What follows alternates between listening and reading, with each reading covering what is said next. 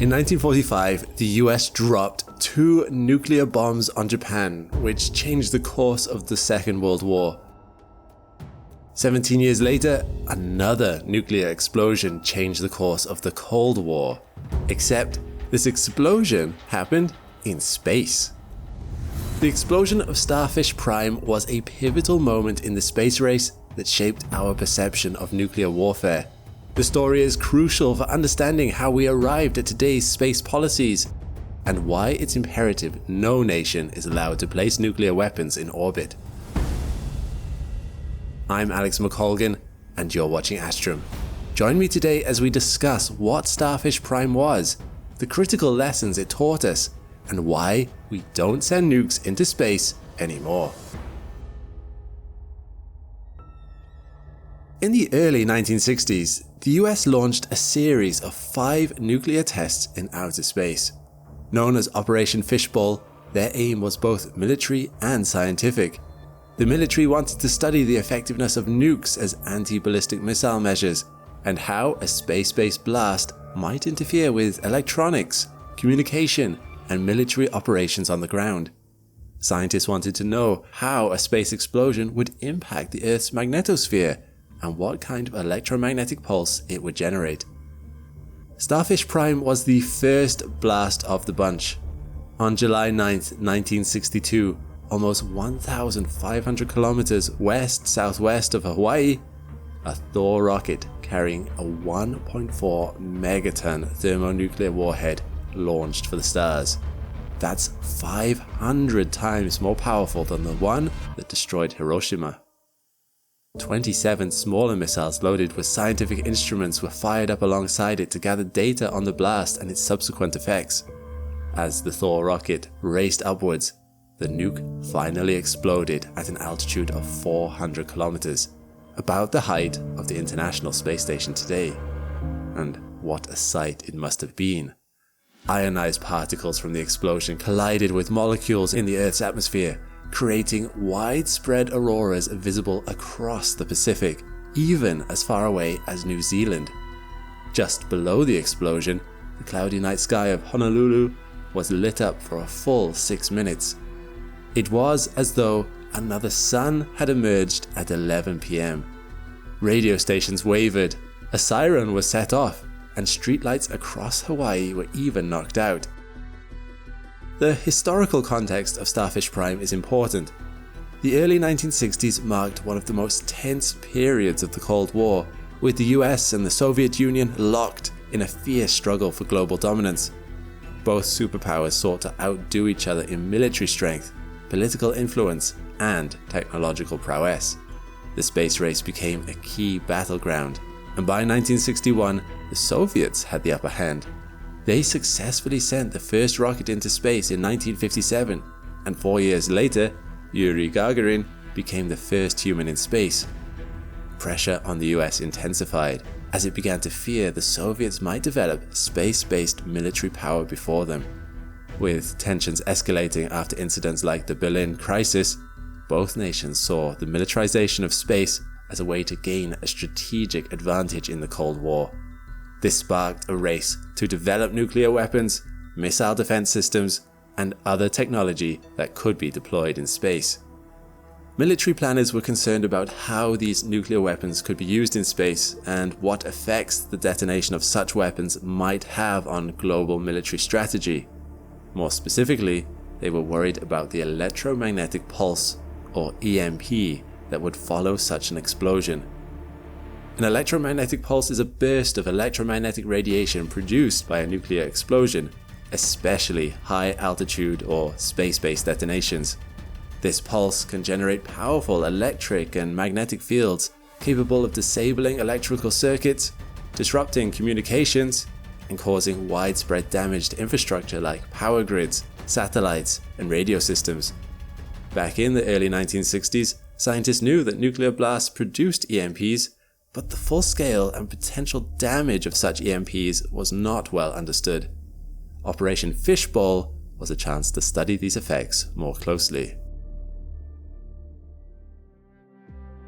Launched from Johnston Atoll, Operation Fishbowl was a series of 5 high-altitude tests conducted by the US. 3 months after Starfish Prime, the US launched the remaining 4 tests in a span of just 2 weeks. The second test, eerily named Checkmate, launched on October 20th, 1962. The 20-kiloton bomb, similar in size to the one dropped on Hiroshima, detonated at an altitude of only 147 kilometers. This was rapidly followed by Bluegill Triple Prime on the 26th of October, Kingfish on November 1st, and finally Tightrope on the 4th of November 1962. Bluegill Triple Prime and Tightrope were both smaller explosions that detonated at 48 and 23 kilometer altitudes respectively. Bluegill Triple Prime was aimed at understanding lower atmospheric effects of such explosions in the mesosphere, while Tightrope was conducted as an anti-missile test in the stratosphere. NASA defines space as starting at an altitude of 80 kilometers, so I suppose these nuke tests weren't strictly carried out in space. Kingfish was. Its 0.41 megatons detonated 95 kilometers above sea level, but these paled in comparison to the explosion of Starfish Prime. The immediate impact of Starfish Prime struck awe into those who saw it. Auroras stretching thousands of miles, a fireball over Hawaii, all happening in total silence. Unlike explosions on the ground, when a nuclear detonation happens in space, you can't feel a shock wave or hear a sound. There is no mushroom cloud or double flash. There's just a bright ball of plasma, which changes colors like a lava lamp as charged particles are pushed down into the atmosphere by Earth's magnetic field. These colorful auroras give high-altitude nuclear explosions the nickname rainbow bombs.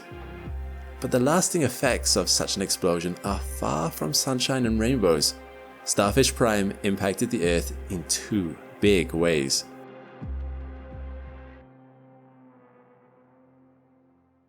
In 1958, the US space mission Explorer 1 discovered that the Earth is surrounded by 2 donut-shaped regions of intense radiation.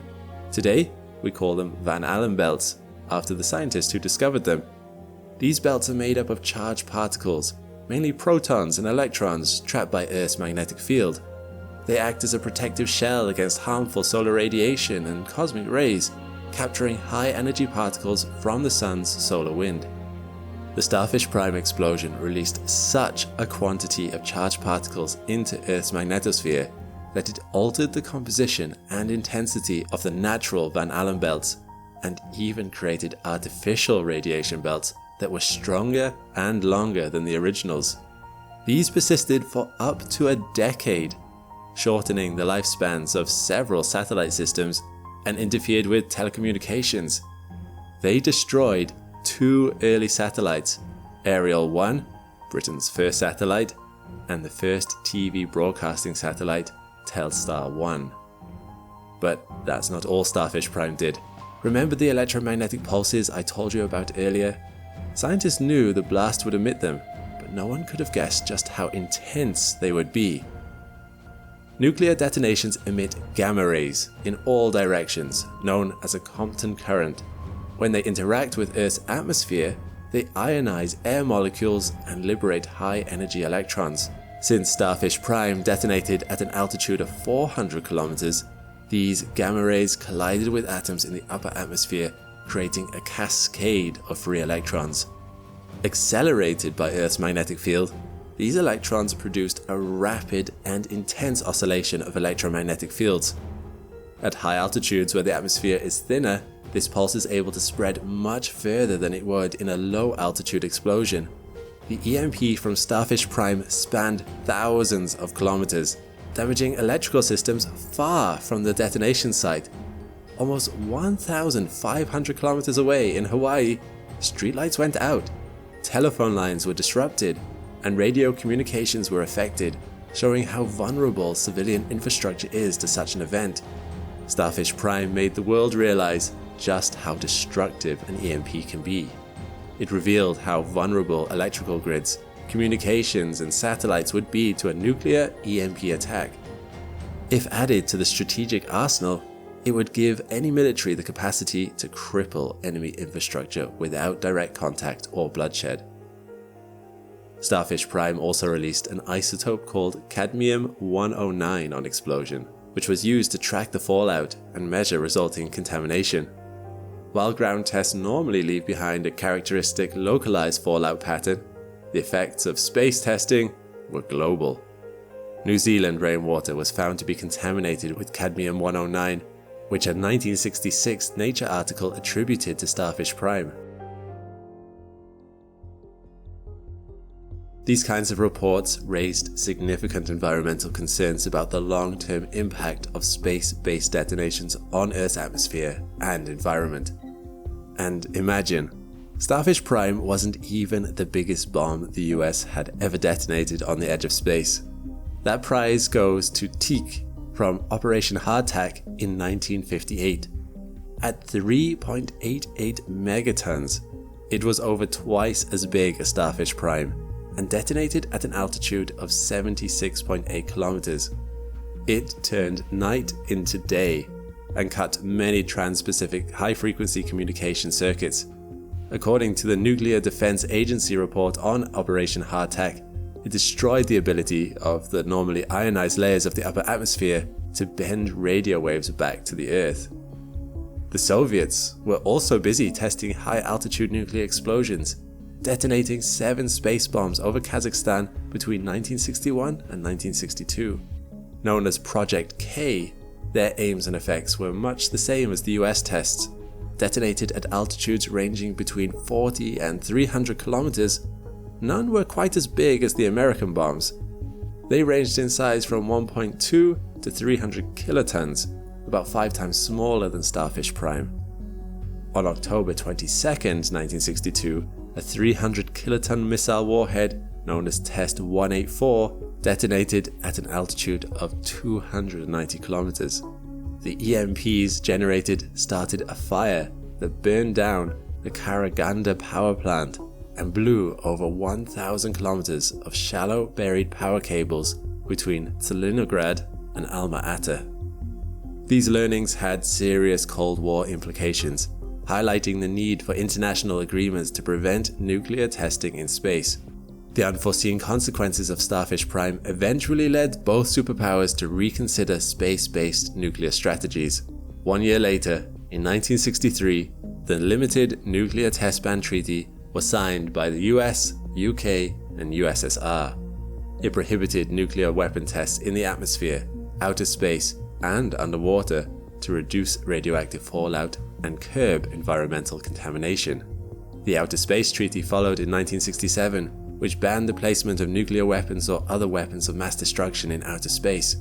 It also forbade nuclear explosions in space or on celestial bodies, ensuring space remains a domain for peaceful exploration and not military confrontation.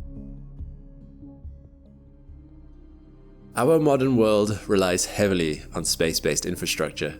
Satellites underpin global navigation, communications, the internet, GPS, and more.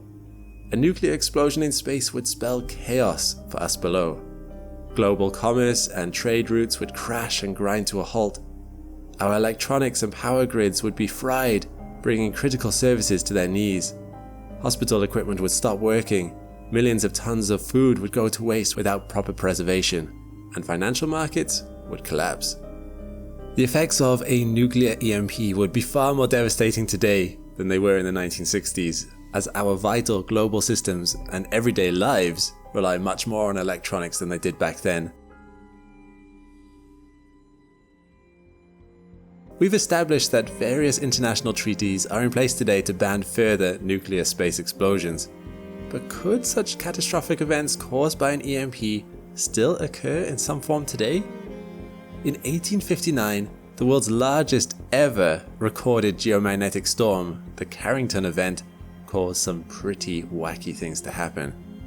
Northern lights were reported as far south as Cuba and Honolulu, and were so bright, people in the north of the US could read newspapers just by the light of the aurora. It threw sparks from telegraph equipment across the US, some strong enough to set fires. If a CME of similar magnitude were to occur in our direction, it could hit us with very similar effects like Starfish Prime. Fortunately, the chances of that happening are very slim. The more likely risk is a geopolitical one. Earlier this year, Russia made headlines for vetoing a UN resolution against putting nuclear weapons in space. Several news outlets have since speculated that Russia is planning on placing a nuclear warhead in low Earth orbit. According to John Plum, an Assistant Defense Secretary for US Space Policy, Russia is developing a concerning anti-satellite capability, a new satellite carrying a nuclear device that Russia is developing. This capability could pose a threat to all satellites operated by countries and companies around the globe, as well as to vital communications, scientific, meteorological, agricultural, commercial, and national security services we all depend on.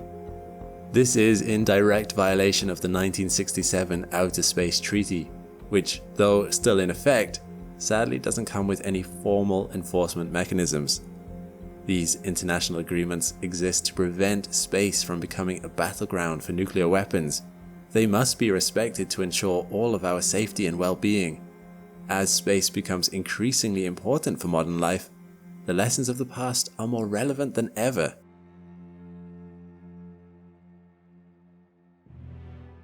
Starfish Prime showed us the devastating reality of weaponizing space.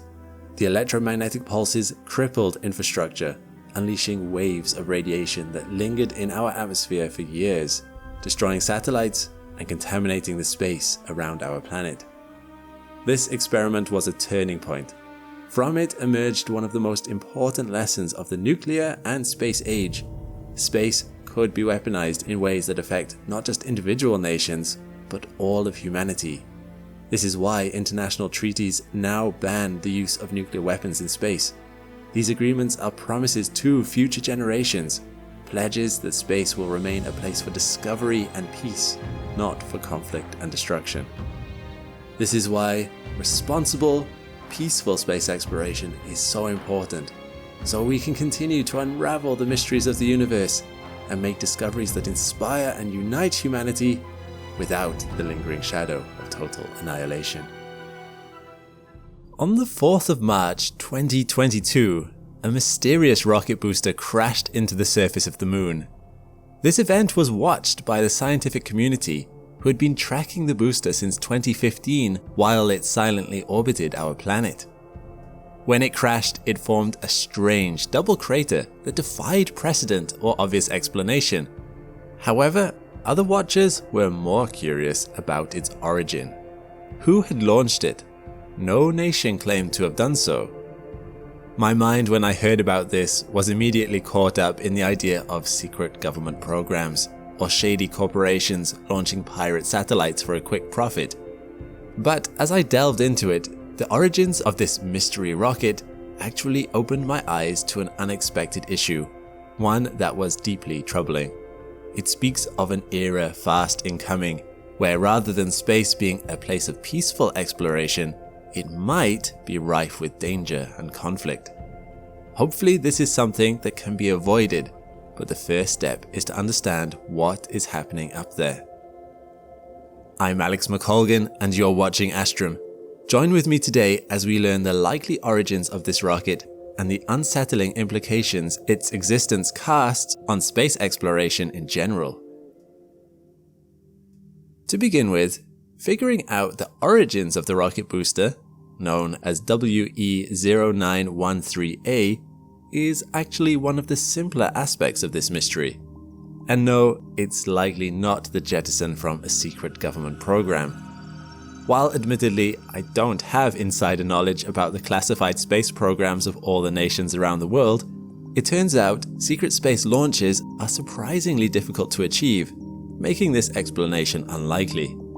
This is because, for the last 70 years, after the invention of the intercontinental ballistic missile, countries have become very invested in knowing when other countries are launching rockets. The great fear during the Cold War was that America and Russia would send nuclear missiles at each other. As such, it was a matter of survival for each to know what the other nation was doing. They did this with radar, but also with spy networks. When Russia launched Sputnik 1 in 1957, American intelligence already knew about it, even if they didn't pass this information on to the American people. But since then, radar systems and satellites have become so good, they are able to spot launches within minutes. It's essentially impossible now to send a rocket up without someone noticing. Rockets are, after all, quite difficult to hide, and even if you did manage to launch it undetected, space is incredibly open. And even if governments missed it, amateur astronomers across the globe watch the skies as a hobby. It wouldn't take very long before someone spotted it. You'd likely have more success disguising your secret spacecraft as something it wasn't. If you sent it up disguised as an innocent satellite, or had it fall off a rocket as if it was simple space junk, you could let it drift through space in plain sight, yet hidden. If our mystery rocket was something like this, that might make more sense. However, we likely know its true origin thanks to a little bit of mathematics. Independent astronomers as far back as 2015 had watched the path of the mystery rocket, and by plotting its course, they were able to calculate the reverse of its trajectory. By doing so, they could work out which nations it had passed over at various points in its past. While initially this led them to believe that it was a stage of a SpaceX rocket, this theory was later supplanted by a much more probable explanation that it had belonged to the Chinese Chang'e 5T1 mission. The mystery rocket's orbit passed over China on the same day as the Chang'e 5T1 launch, and matched its trajectory exceptionally well. There was additional evidence. University of Arizona students at the Space Domain Awareness Lab used a Raptors telescope to take a spectroscopic survey of the mystery rocket. Essentially, by looking at it through a telescope and evaluating the type of paint used on it from the light reflecting off it, they were able to compare it to existing records and identify that it was a closer match to China's rocket style than SpaceX's. These corroborating pieces of evidence led astronomer Jonathan McDowell to claim a 90% certainty that the mystery rocket had belonged to China. But China denied it. When asked by journalists, Foreign Ministry spokesman Wang Wenbin said the following: "According to China's monitoring, the upper stage of the Chang'e 5 mission rocket had fallen through the Earth's atmosphere in a safe manner and burned up completely. China's aerospace endeavors are always in keeping with international law." Some astronomers believe China was innocently mistaken here. It is also possible that China wasn't telling the truth. But if the evidence is so strongly against them, why deny it? It's perhaps that last line that offers the vital clue. China does not want to be seen as in breach of international law. And this is where I start to get annoyed.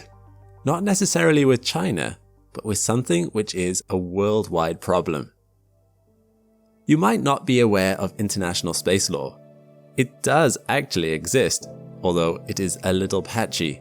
It is made up of a number of treaties that various countries have signed and ratified over the years, such as the Rescue Agreement, highlighting nations' responsibilities to help astronauts in distress if they are able, or the Outer Space Treaty of 1963, which enshrines in international law the right of all nations to explore space, makes states responsible for all space-related activities of their citizens, and maintains that space objects like the moon should only be used for peaceful purposes. It is the treaty that forbids any nation from placing nuclear weapons in space, which is probably why there are no orbiting satellites with nuclear weapon platforms up there today, ready to rain down destruction on the planet.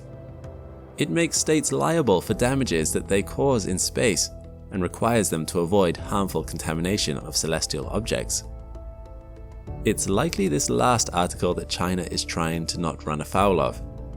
While there was likely little harm done by the mystery rocket crashing into the moon, it's not a good look to accidentally lose track of your rocket stages and have them crash into things later. If any bacteria were on the rocket, that could cause contamination. Even worse, if the rocket part had crashed into a satellite, or if there one day ends up being lunar bases on the moon and the rocket part had hit one of those, then it would have meant China had broken international law. But why do I suggest that this will lead to an era of conflict? After all, while it's disappointing, it's certainly not that surprising a nation would try to hide things to get ahead or to avoid looking bad. And I take issue with more than just the fact that there's an increasing amount of space debris circling in space, although this is becoming an increasing problem. No, the true cause for alarm is the fact that space law is so unregulated that a rocket's origin was a mystery in the first place. International law is currently insufficient to ensure the peaceful exploration of space in the years to come. What exists is noble, but rife with holes and ambiguities. Let's take, for example, the Outer Space Treaty, one of the foundational treaties for the peaceful use of space, signed by 117 countries around the world, including the US, China, Russia, and essentially anyone else with a space program. It states that outer space is not subject to national appropriation by claim of sovereignty, by means of use or occupation, or by any other means. But this is actually being somewhat ignored. How does this idea square with the desires of an increasing number of nations to set up bases and mine places like the moon? If you set up a base on a planet or moon, that certainly sounds like you're trying to stake a claim to at least part of it, which sounds a lot like sovereignty. Claiming resources certainly appears to me to be appropriation. The US Artemis Accords, signed by 23 countries now, attempts to get around this by having signees legally state that they're not appropriating any of the resources they extract from the moon, but other nations claim that this is nonsense. The American interpretation has been perceived by some as just a new version of the enclosure movement of Britain in the 18th century, where Britain just claimed land as its own. Depending on which legal interpretation is carried out in the end, there is a risk that any nation that attempts to claim resources from the moon might be in breach of international law. But clearly, this is not slowing anyone down. Furthermore, consider the Outer Space Treaty's article about space being a place for peaceful purposes. No nuclear weapons or weapons of mass destruction are allowed in space. However, this applies only to weapons of mass destruction, which leaves a lot of wiggle room for weapons of middling destruction or lower. And such ideas are being currently explored. In 2003, a full 40 years after the Outer Space Treaty was signed, the US Air Force proposed an idea of placing 20-foot-long tungsten rods, nicknamed rods from God, into orbital launchers that could fire them from space. These falling rods would drop at speeds reaching Mach 10, hitting with the force of a small tactical nuke, but without the radiation, would launch far less detectably than a missile, arriving in half the time, and would be almost impossible to defend against. Fortunately, rather than rods, it was the idea that was dropped as it was too expensive, but not because it encroached on international law. With civilization's increasing reliance on satellites for business, communication, banking, navigation, and a host of other applications, weapons in space are becoming increasingly common. Satellites are increasingly becoming a point of vulnerability in a nation's security. Various nations are developing anti-satellite missiles or defenses against ASAT missiles to threaten others' interests and defend their own. This is a complex issue, but one that carries unexpected dangers. Space conflict of this kind is not as intuitive as you might think. When Russia tested one such ASAT missile on a test satellite of its own, it sent thousands of pieces of debris into orbit around the planet. Some of these pieces could remain in space for years, and if they collide with other debris or satellites, those in turn could shatter, creating a cascade effect collectively known as Kessler syndrome. If such conflict became widespread, it could be an end to satellites in space for everyone. Interestingly, Russia and China have pushed for a treaty known as PAROS that bans all weapons in space of any kind, but this has been stonewalled by the US, who favor the approach laid out by US President Theodore Roosevelt: speak softly and carry a big stick. Arguably, some force in space might actually be necessary, adding to the complexity of the situation.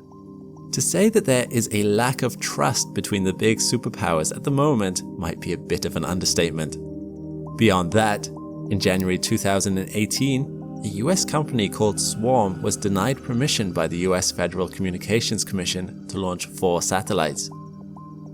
Swarm went to India and launched them anyway, without government approval. There were legal ramifications for this. The FCC later fined Swarm $900,000 for their actions, but it sets a concerning precedent as space becomes more and more available for companies with large wallets and few scruples. It may one day become profitable to participate in illegal space ventures. Some degree of policing, with some degree of force to back it up, might become necessary to protect the interests of legitimate or scientific spacefarers. Sadly, as has been noted by many analysts, there is a perceived preference from countries on all sides towards rules that promote freedom for their own actions while curtailing the activities and aspirations of others. And yet, space needs greater global regulation. If the nations of the world can't agree on some kind of framework for ongoing exploration, there is a risk that space exploration becomes a Wild West, rife with conflict, and with the more noble aim of scientific advancement left by the wayside. This would be a waste, as with a little extra work, international law could become robust enough to prevent this. What has been agreed so far shows promise. One treaty, known as the Moon Treaty, lays out the environment of the moon as the common heritage of mankind, to be used only for peaceful purposes, and only to be exploited at the careful agreement according to an international regulatory regime. However, not many nations have signed up to this treaty. None of the nations that have their own significant launch capabilities, such as the US, Russia or China, which leaves this treaty largely ineffectual. There so far has not been any agreement on what this regime would look like, nor what the common heritage of mankind actually means. If space is going to be a safe place for future generations, this needs to change. More discussion needs to happen on these topics to rein in future illegal activity or escalating space-based arms races. Groups that send rockets into space need to keep track of them. Ultimately, the nations of the so-called civilized world need to come to more agreement on these issues.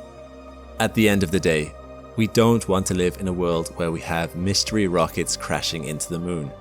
We want to live in a world where space is appreciated for its alien beauty, where its dangers and mechanisms are purely natural and understood, and the moons and planets out there can be explored peacefully and fairly, rather than fought over and ultimately destroyed.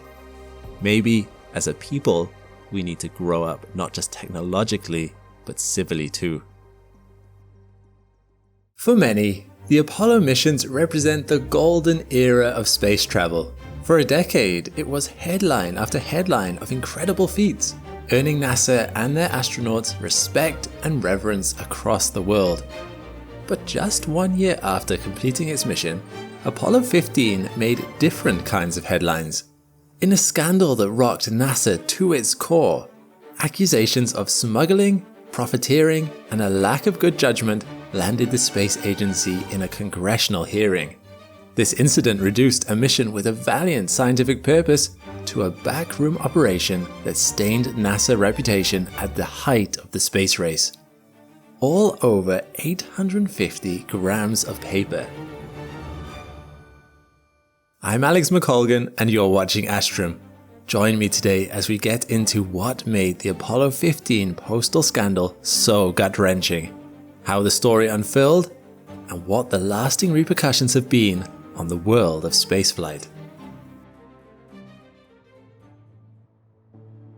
On November 14, 1969, a German man named Horst Eiermann left his Florida home and jumped on a bus to the Kennedy Space Center to watch the Apollo 12 launch. As luck would have it, another German man was on the same bus. Hermann Sieger was a stamp collector and dealer who turned out to be from the same region in Germany as Eiermann. They shared a love for space travel and became fast friends. Back then, collecting stamps was a popular hobby. NASA started printing specially designed covers for each Apollo mission, which were stamped on launch day. These covers became such a huge part of the Kennedy Space Center's launch days that machines would start rolling from as early as 1 AM to keep up with demand. These made great gifts for astronauts' friends and family, and for NASA employees. Some astronauts took this a step further, transporting postal covers up into space in the command module to then gift to their loved ones. Eiermann was a NASA contractor, so he knew a lot of people who worked at the Kennedy Space Center, including a number of astronauts. On more than one occasion, he tried to persuade Apollo astronauts to smuggle aboard various stamps and postal covers in exchange for money, without success so far. One evening in May 1971, while having dinner with the Apollo 15 crew, David Scott, Alfred Worden, and James Irwin, Eiermann tabled a tempting offer. He asked them to carry 100 special stamp covers to the moon for Seeger and 300 for themselves. Seeger's covers would eventually be sold off as exclusive collector's items, and the astronauts would each get a very generous $7,000 for their troubles, which would equate to about $54,300 today. Initially, the crew were hesitant. NASA standards of conduct forbid astronauts from using their position to make money for themselves or anyone else. Eiermann reassured them, claiming many other Apollo crew members had done the same in the past. NASA had also recently restructured their employee benefits, meaning astronauts no longer receive life insurance. Space is a hostile environment, no matter how many security measures you put in place, and being an astronaut is not a risk-free occupation. Eiermann played on this by convincing them that the money could be put aside to care for their families should the unthinkable happen on the mission. It was, and still is, fairly normal for astronauts themselves to take personal souvenirs on missions. Of course, all these personal items need pre-approval from NASA before they could fly. To ensure the articles are safe for space and compliant with weight restrictions, Alan Sheppard brought up a few golf balls, a modified golf club head, and famously played golf on the moon. Buzz Aldrin carried on board a communion wafer and a vial of wine. Several astronauts carried postal covers on their missions for friends and family back home. These were all approved by NASA prior to launch day. In light of this, accepting Eiermann's proposal may not sound like such a big deal. However, just a few months prior, the Apollo 14 crew had taken some silver medallions aboard the spacecraft without NASA's knowledge. It was a deal brokered directly between the astronauts and the production company, the Franklin Mint. After the mission, Franklin Mint melted some down, mixed them with other metals, and mass-produced commemorative medallions. They used the story that these medallions had been to space in their marketing in an attempt to profiteer. Because the Apollo 14 crew hadn't taken any money for their role in facilitating this, they didn't get into any trouble. The scandal didn't become the moral stain on NASA's reputation it could have been. Remember, this is all happening against the backdrop of the Cold War. Public interest in the space race was at its peak, and astronauts held celebrity status. Everything that could reflect poorly on American success and NASA's integrity was not acceptable. In light of these events, NASA's Director of Flight Crew Operations, Deke Slayton, had expressly warned the Apollo 15 crew against taking anything into space that could make money either for themselves or others. They couldn't afford more bad press after what happened with the Apollo 14 medallion scandal. With this in mind, it might surprise you to hear the Apollo 15 crew eventually accepted Eiermann's deal, but only on the condition that absolutely no sales were made until they retired from NASA. Independently of the agreement with the Germans, it's important to mention another interested party who came to the crew with a similar request. Retired film director and stamp collector F. Herrick Herrick asked Worden to take 144 covers into space on his behalf. He said they'd be set aside for some years and then sold once all the astronauts had retired from NASA. But unlike Eiermann, he didn't offer Worden any money to transport them. Worden trusted him and agreed to go with it as a favor for an acquaintance. He couldn't know it at the time, but that decision set the events in motion that would drastically change the course of his life forever. The Kennedy Space Center post office opened at 1 a.m. EDT on launch day, which wasn't unusual on an Apollo launch morning. Collins brought with him several hundred of the stamp covers to be run through the cancellation machine before taking them to the astronaut quarters. members of the flight crew support team vacuum sealed the 243 approved covers in Teflon-covered fiberglass to fireproof them for space. This included the 144 Herrick covers, which were approved by NASA ahead of the launch. As team lead James Smotherman was carrying out final checks on the astronauts' personal preference kits, he came across the 400 undeclared Seeger covers. Right there, with contraband in his hands, he mistook them for the approved covers traveling aboard Apollo 15 and thought nothing of them. In his own words, he goofed. And just like that, the bootlegged Seeger covers slid into David Scott's spacesuit pocket, destined for the moon.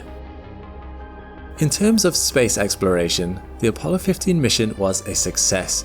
It was the first mission to use the lunar rover, giving the crew greater surface mobility to support geological investigations.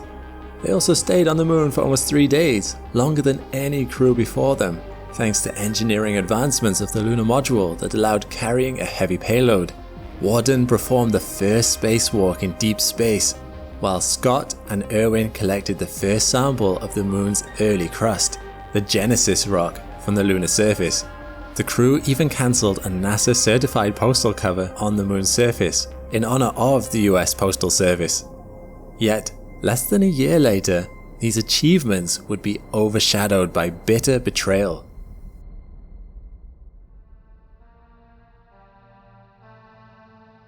As soon as Apollo 15 returned to Earth, Seeger, Eiermann and Herrick turned on their word and got to selling the postal covers.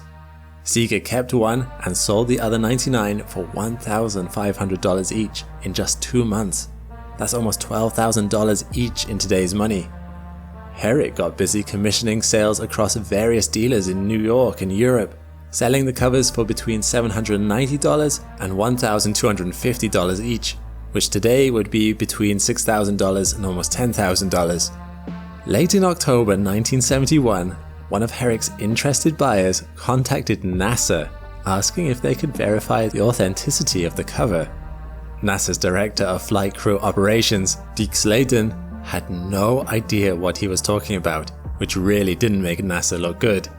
He warned Worden to make sure these covers wouldn't be further publicized.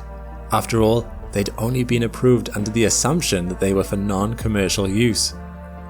Worden wrote to Herrick, demanding he cease sales immediately.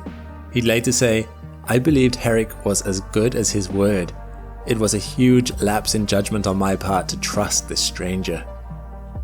By the next month, word had spread about these supposed Apollo 15 covers selling all over Europe.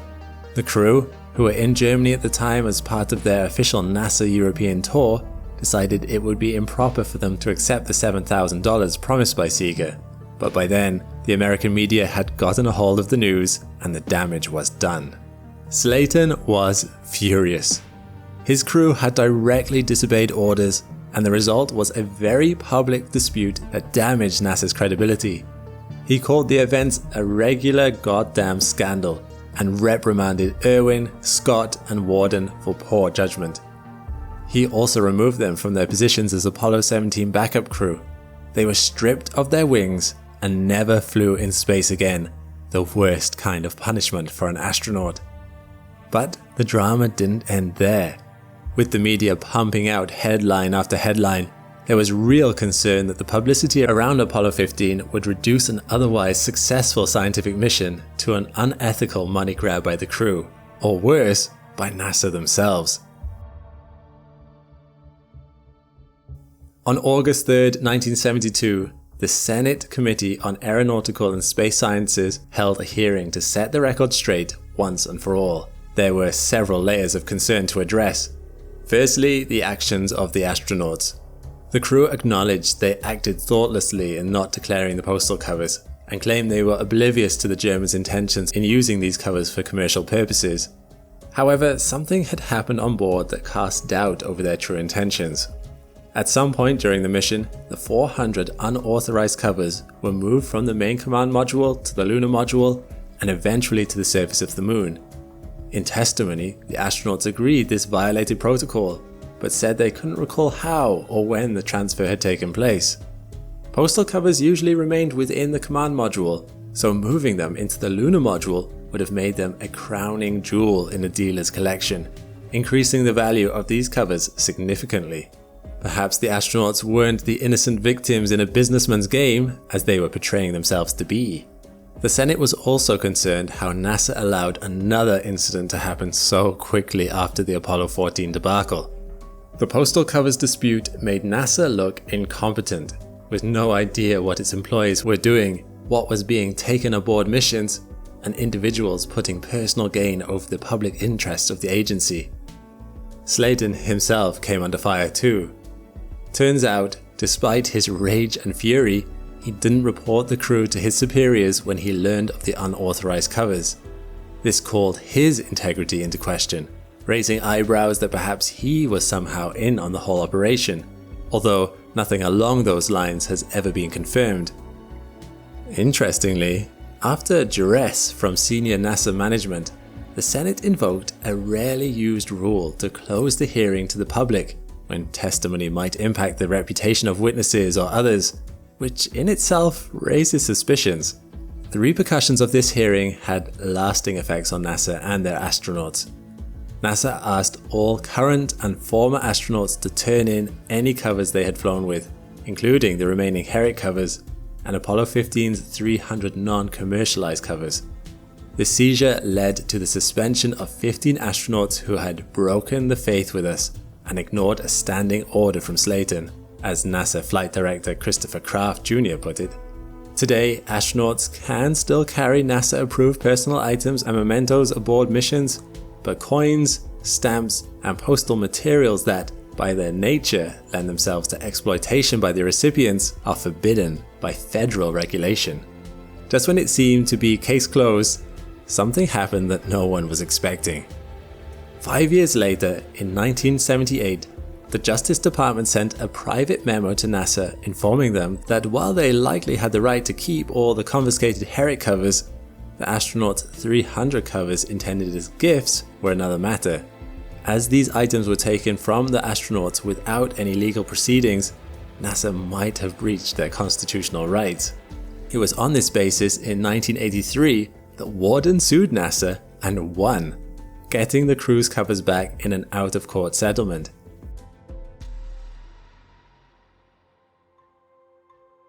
Apollo 15 was by all accounts a successful scientific mission.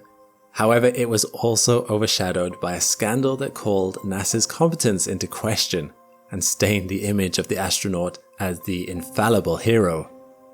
While it does seem wrong to try and profit off such a mission, some were firmly on the astronaut's side. It was perceived by some that they were being punished for behavior that wasn't new to NASA, says Sheppard, an expert in stamp history. Today, Seeger covers are all over the world, mainly in private collections. Only 4 ever made it to public sale, with the latest selling for over $55,000 in 2014, which would be close to $70,000 today.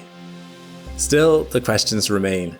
Were the astronauts really just unfortunate pawns in an opportunistic business game, or were they in it for personal profit? Was NASA oblivious to what was going on, or were more people in on this? I don't think we'll ever know. This is a story that highlights how even a noble pursuit like space exploration isn't free of opportunists. Curiosity, ambition, and ingenuity are all part of human nature, but so are worldliness and self-interest. In that way, the story is a stark reminder of the importance of honor and honesty, personal duty and dignity in public service, and that virtues like these truly are priceless. Did you ever hear the story of how the Harlan J. Smith telescope got shot 7 times? The world of astronomy can be a surprising place, with groundbreaking discoveries getting made all the time. But normally ground is the only thing being broken, and the only shots are images taken of the night sky. It's exceptionally rare for someone to actually attempt to attack a telescope. And yet, in 1970, that's exactly what happened. This moment could have spelled disaster for what was then the 3rd largest telescope in the world, which had only just been completed 2 years prior. What happened? Why did someone shoot through the glass mirror of an observatory telescope with a 9mm pistol at point-blank range?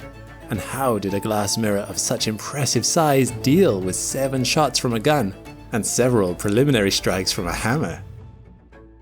I'm Alex McColgan, and you're watching Astrum. Today we'll be taking a closer look at the only time in history when an observatory got shot.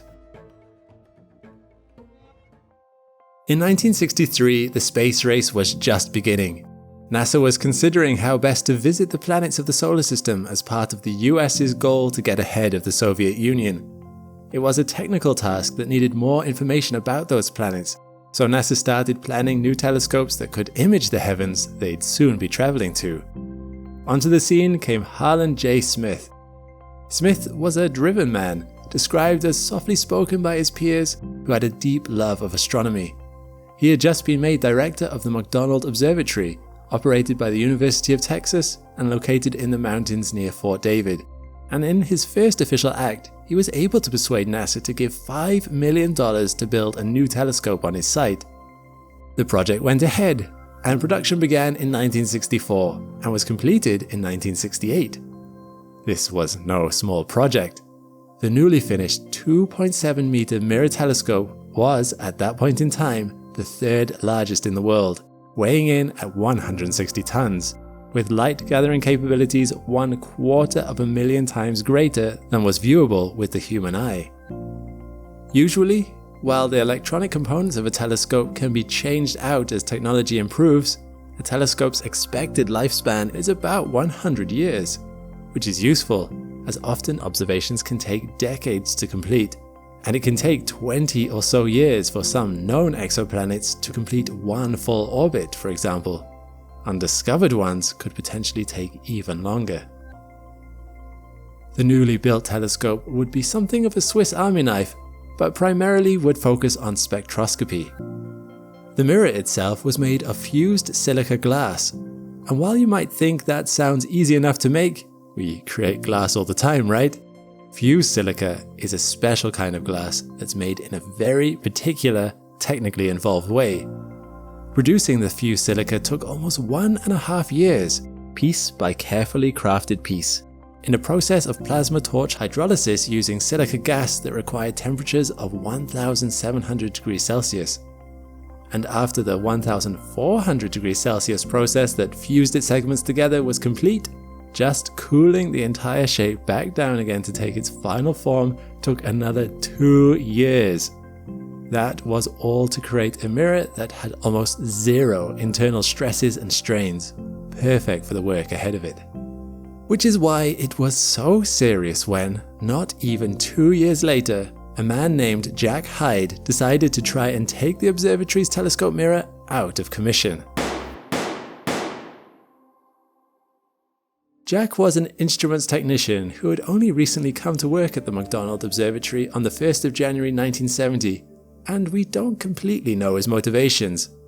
He was in his 30s, had previously been employed at the prestigious Smithsonian Observatory at Massachusetts, and had traveled to Texas to work while his wife and 3 children went to live in Nebraska. McDonald Observatory was nestled up in the Davis Mountains, where its isolation and elevation meant it had little light pollution and less atmosphere to contend with. The nearest town, Fort Davis, was around 27 kilometers away, so all the staff tended to live on site. But such isolation and distance from his family may have taken a psychological toll on Jack. On top of that, hours were long. Observatories always want to be performing science as much as possible when conditions are right, which sometimes means technicians and operators could be pulling 48 or even 72-hour shifts. This isn't entirely unsurprising. Bad weather, too high atmospheric dust levels, or strong 100 km/h winds could call a halt to the telescope being used at all. And if you work in an observatory, you are likely passionate about astronomy. But when you combine the isolation from family with the grueling high-pressure hours, perhaps it sheds some light on why Jack Hyde, just a month after starting work, showed up to the telescope observatory at midnight with a hammer in his hand and a 9mm gun in his pocket. There are reports that Mr. Hyde had been drinking that night and was suffering from bad mental health. On the night of the 5th of February, most of the staff were in bed. The number of people manning the McDonald Observatory was never that high in those days, but only one telescope operator and one supervisor were actually in the building at the time of the incident. Mr. Hyde entered the building with relative ease. He worked there after all, and there had never been a problem like this before, so there was little security or reason to stop him. He saw the supervisor and fired a shot directly at him. Although the bullet went through the man's clothes, it thankfully passed through without hitting him directly and impacted the wall behind him. The supervisor ran off, understandably, and went to get help. Hyde then threatened the remaining telescope operator and got him to lower the telescope into a maintenance mode so the mirror was easily accessible. Hyde then entered the telescope and got out his hammer. He struck the mirror, expecting it to shatter. He was an instruments technician, which meant he usually dealt with the image capturing camera and equipment at the bottom of the telescope. He was thus unfamiliar with the properties of the glass mirror and was surprised when his hammer did not smash the 4.5-ton mirror, but instead bounced off, recoiling and hitting him instead. He did, however, manage to chip off a pear-shaped dent from the mirror, but that was about it. In frustration, Hyde pointed his gun at the mirror and unloaded all 7 remaining shots in his clip. Each one lodged into the mirror, but did little more than penetrate a few centimeters. The process of making the mirror had involved taking layers of glass and fusing them on top of each other. This was due to the scarcity of the fused silicon material, and because of other limitations of the technology at the time, it was easier to make smaller pieces and fuse them together. But ironically, this process had created a material similar to laminate glass. Combined with its thickness of 31.8 centimeters, it was essentially bulletproof. By this point, more staff arrived to restrain Hyde, holding him until the local sheriff arrived.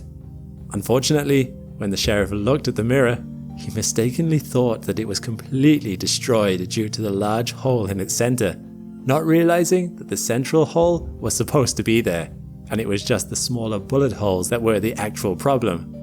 Newspapers began running headlines about how the telescope was destroyed, and Harlan J. Smith, the director, had to publish an official report telling the astronomical community that there was actually nothing to worry about.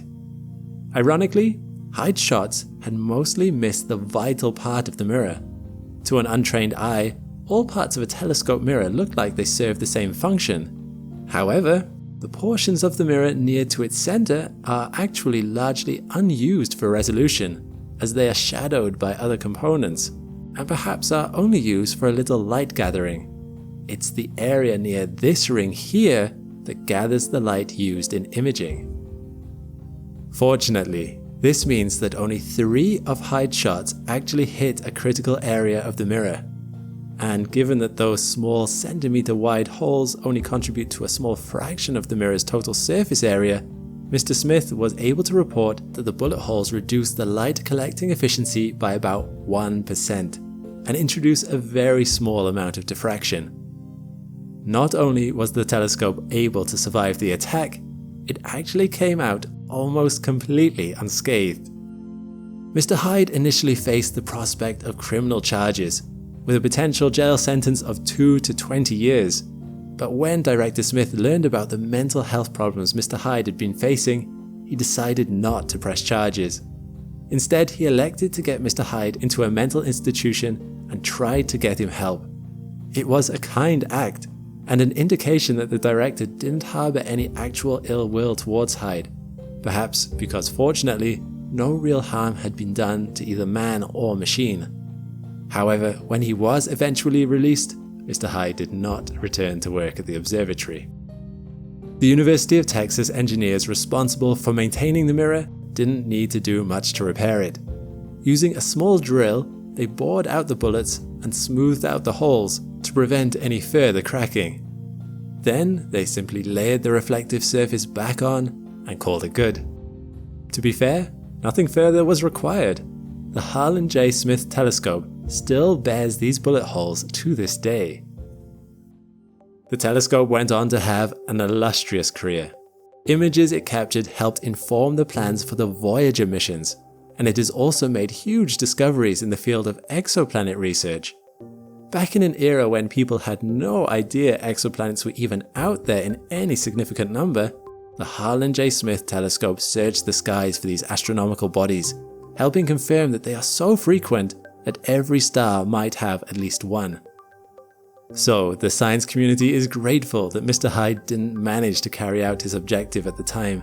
Science would have lost much without this telescope, which later was named the Harlan J. Smith telescope in honor of the director who had built it. But fortunately, it has suffered little more than a few battle scars from that night over 50 years ago that it can show to curious observers like you and I. And to be fair, when it comes to battle scars, it still has an easier time of it than space telescopes like the James Webb that face ever-present threat of micrometeors striking its mirrors. So, how does a telescope deal with a 9mm pistol? Pretty well is the answer, and it's all thanks to excellent engineering and about 4 tons of bulletproof glass. The more you know. A big thanks to Coyne Gibson, the McDonald Observatory's present-day manager of observing support, who was able to speak to me and provided me with a lot of these photographs. You helped make this script possible.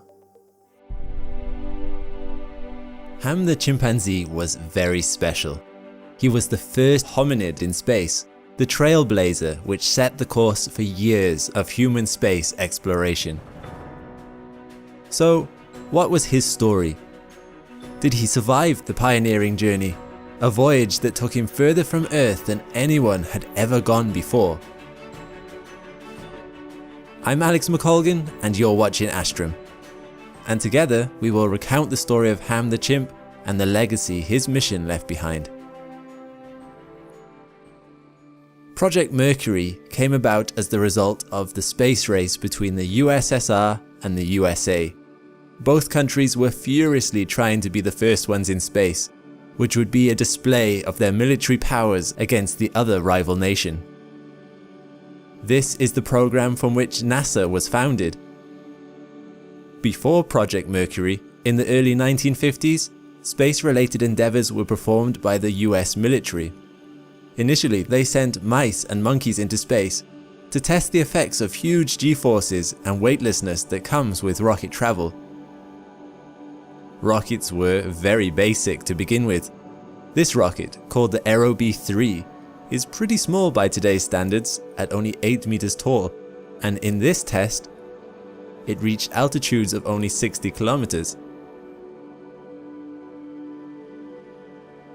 Experiencing 4 Gs on takeoff and weightlessness for a few minutes, the animals inside the rocket appeared perplexed, but survived the trip with no apparent harm or after effects.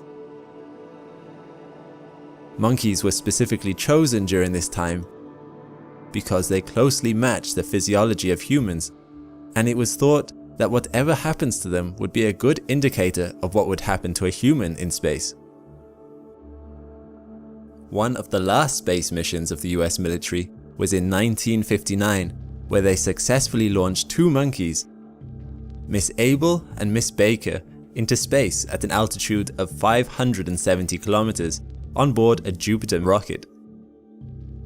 On this trip, they withstood a maximum of 38 Gs and reached a top speed of 16,000 kilometers per hour. The mission was a success.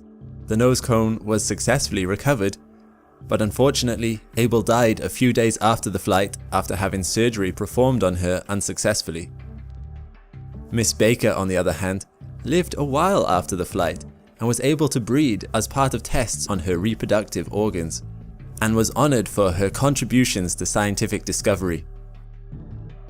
Even today, bananas can be found on her grave in respect to her accomplishments. A few months after this flight, NASA, with Project Mercury, took over the goal of bringing humans to space. With a new set of rockets, including the Mercury Atlas and the Mercury Redstone.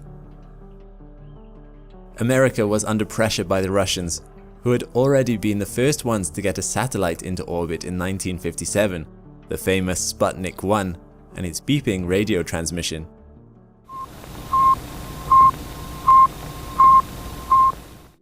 After a couple of years of testing the Mercury rockets, in 1961, NASA felt like they were ready to send a hominid, or a great ape, into space aboard a Mercury Redstone rocket. This rocket is considerably bigger than the Aerobee, at 25 meters long, but still much smaller than rockets of today. It was, however, big enough to fit a human in the capsule at the top. The Mercury Redstone rocket was only capable of suborbital flight though, meaning it would reach space but not be able to stay in orbit. The choice of candidate was important for this mission, as in this case the chimp would not just be a passenger, but would be required to perform tasks while in space. The ability to perform tasks while in the capsule would pave the way for human astronauts in the future, meaning human astronauts would not have to totally rely on automation should the rocket lose contact with the command base for whatever reason. From a pool of 40 chimpanzee candidates, Ham was eventually chosen through a series of selection processes, including selecting the healthiest chimp and the one that followed commands best. He was also picked because he was a particularly happy chimp with a good temperament. At this point, Ham was only known as number 65, as the US didn't want the bad press associated from a named chimp dying should the mission fail. Ham was trained to pull a lever within 5 seconds of seeing a blue light. If he did, he would be rewarded with a banana pellet.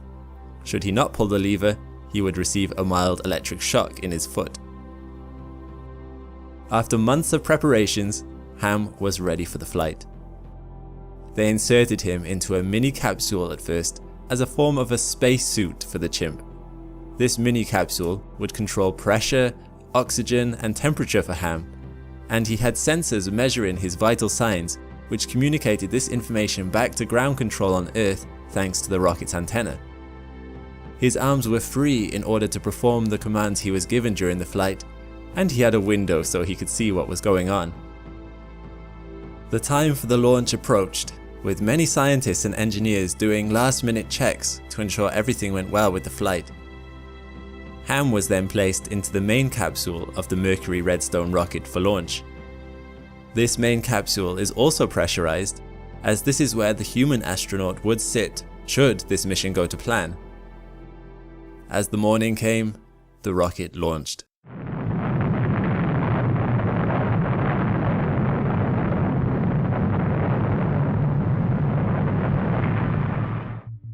After only 1 minute into the flight, computers on board the rocket communicated back to command that the flight plan angle was already 1 degree too high and rising. This steeper angle meant the rocket accelerated a lot faster than planned, with predicted G-forces reaching 17 Gs in the capsule for poor Ham. After just 2.5 minutes, the liquid oxygen for the rocket was depleted, which sent a mayday signal to recovery forces. The rocket was spinning wildly, was a lot higher than expected, and had achieved higher speeds than anticipated. As a response to this, an abort signal was sent, and the capsule was ejected early from the rocket at an altitude of 250 kilometers instead of 185.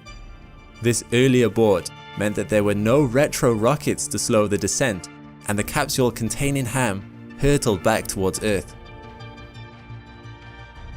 If this wasn't enough, sensors reported that the main capsule was losing pressure fast, which later turned out to be a faulty air inlet snorkel valve, a pin of which came loose after vibrations from the launch. At this point though, Ham was blissfully unaware of all these problems going on around him. His mini capsule meant that he was unaffected by the falling pressure in the main capsule.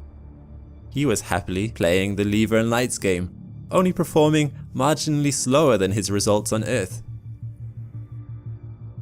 As the capsule began its re-entry back into Earth's atmosphere, Ham was again subjected to higher G-forces than expected, this time 14 Gs. Because there were no retro rockets fired to slow descent, the capsule had overshot its expected landing area by 100 kilometers. the capsule's parachutes were pulled, and airbags around the base were inflated to cushion the fall and help with floating on the water's surface. Upon impact, coloured dye was released into the sea to help aid recovery. It wasn't until 12 excruciating minutes had passed before the capsule sent its first recovery signal. 27 minutes after landing, a search plane finally spotted the capsule floating in the Atlantic. The US Navy rescue helicopters were sent from the nearest ship to pick up the capsule, which by the time they got there had taken in water and was quickly submerging. The impact from the landing had popped off the heat shield at the base, puncturing holes into the base of the capsule. The airbags were heavily worn, and that leaky snorkel valve from earlier was also allowing water in. By the time the capsule was rescued, it had taken in roughly 360 kilograms of water on board. After a 3-hour recovery, the capsule and its precious cargo were airlifted to the nearest Navy ship, where NASA scientists waited on hand to see the fate of Ham. A lot had gone wrong with this mission, but was he still alive after all of that? And if so, what state was he in? Scientists and Navy personnel worked quickly to get him out.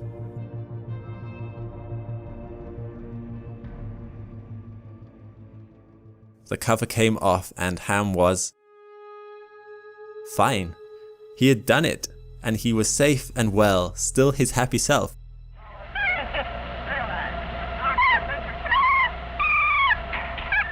Almost as if nothing noteworthy had happened. He survived everything relatively unscathed. His only injury was a bruised nose. Ham retired from spacefaring shortly thereafter and lived a good 20 years after his voyage in a number of zoos. He passed away in 1983. His skeleton was sent to the US National Museum of Health and Medicine. His other remains buried and honored by the International Space Hall of Fame in New Mexico. Because of the success of this mission, a few months later, the US successfully sent Alan Sheppard into space on board another Mercury Redstone rocket, called Freedom 7. However, the US didn't win this space race. The Soviets successfully orbited around the Earth with a human on board called Yuri Gagarin aboard Vostok 1. But the legacy of this mission can still be felt today, with humans now on board the International Space Station, and even now, with a space race to get humans on the moon a second time. So, there we have it, the story of the chimp who beat all humans to space. Ham. If I were a superstitious man, I would advise you to be careful what you call your space missions. When Russia named its first mission to the moon in 47 years, it was originally given the designation Lunar Globe, translating in English to Lunar Sphere. However, this name troubled scientific director of the Space Research Institute of the Russian Academy of Sciences, Lev Zeleny. Glob was too similar to a different Russian word, grob, meaning coffin. Zeleny changed the name of the mission to Luna 25, intending to call back to the earlier Soviet lunar missions, which were the last time Russian spacecraft successfully landed on the moon. But perhaps it was too late, and something of that original name lingered, because we now know that Lunar Coffin was a much more apt name for the ill-omened Luna 25. I'm Alex McColgan, and you're watching Astrum. Join us today as we explore the fate of Russia's first moon mission since 1976. For the country that once led the world in the space race, what exactly went wrong?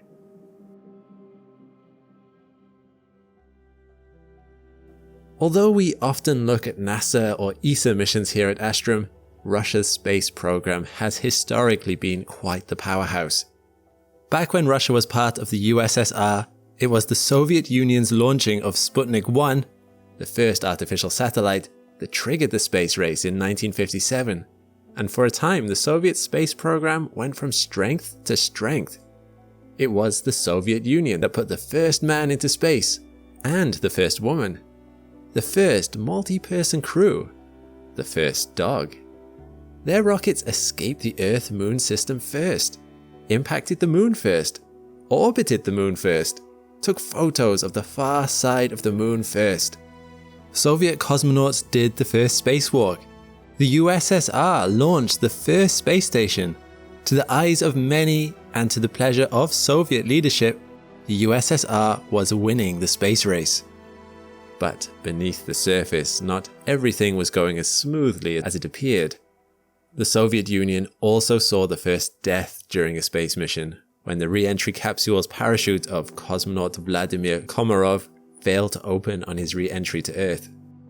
The only 3 men to have died in space were a crew of Soviet cosmonauts visiting that first ever space station.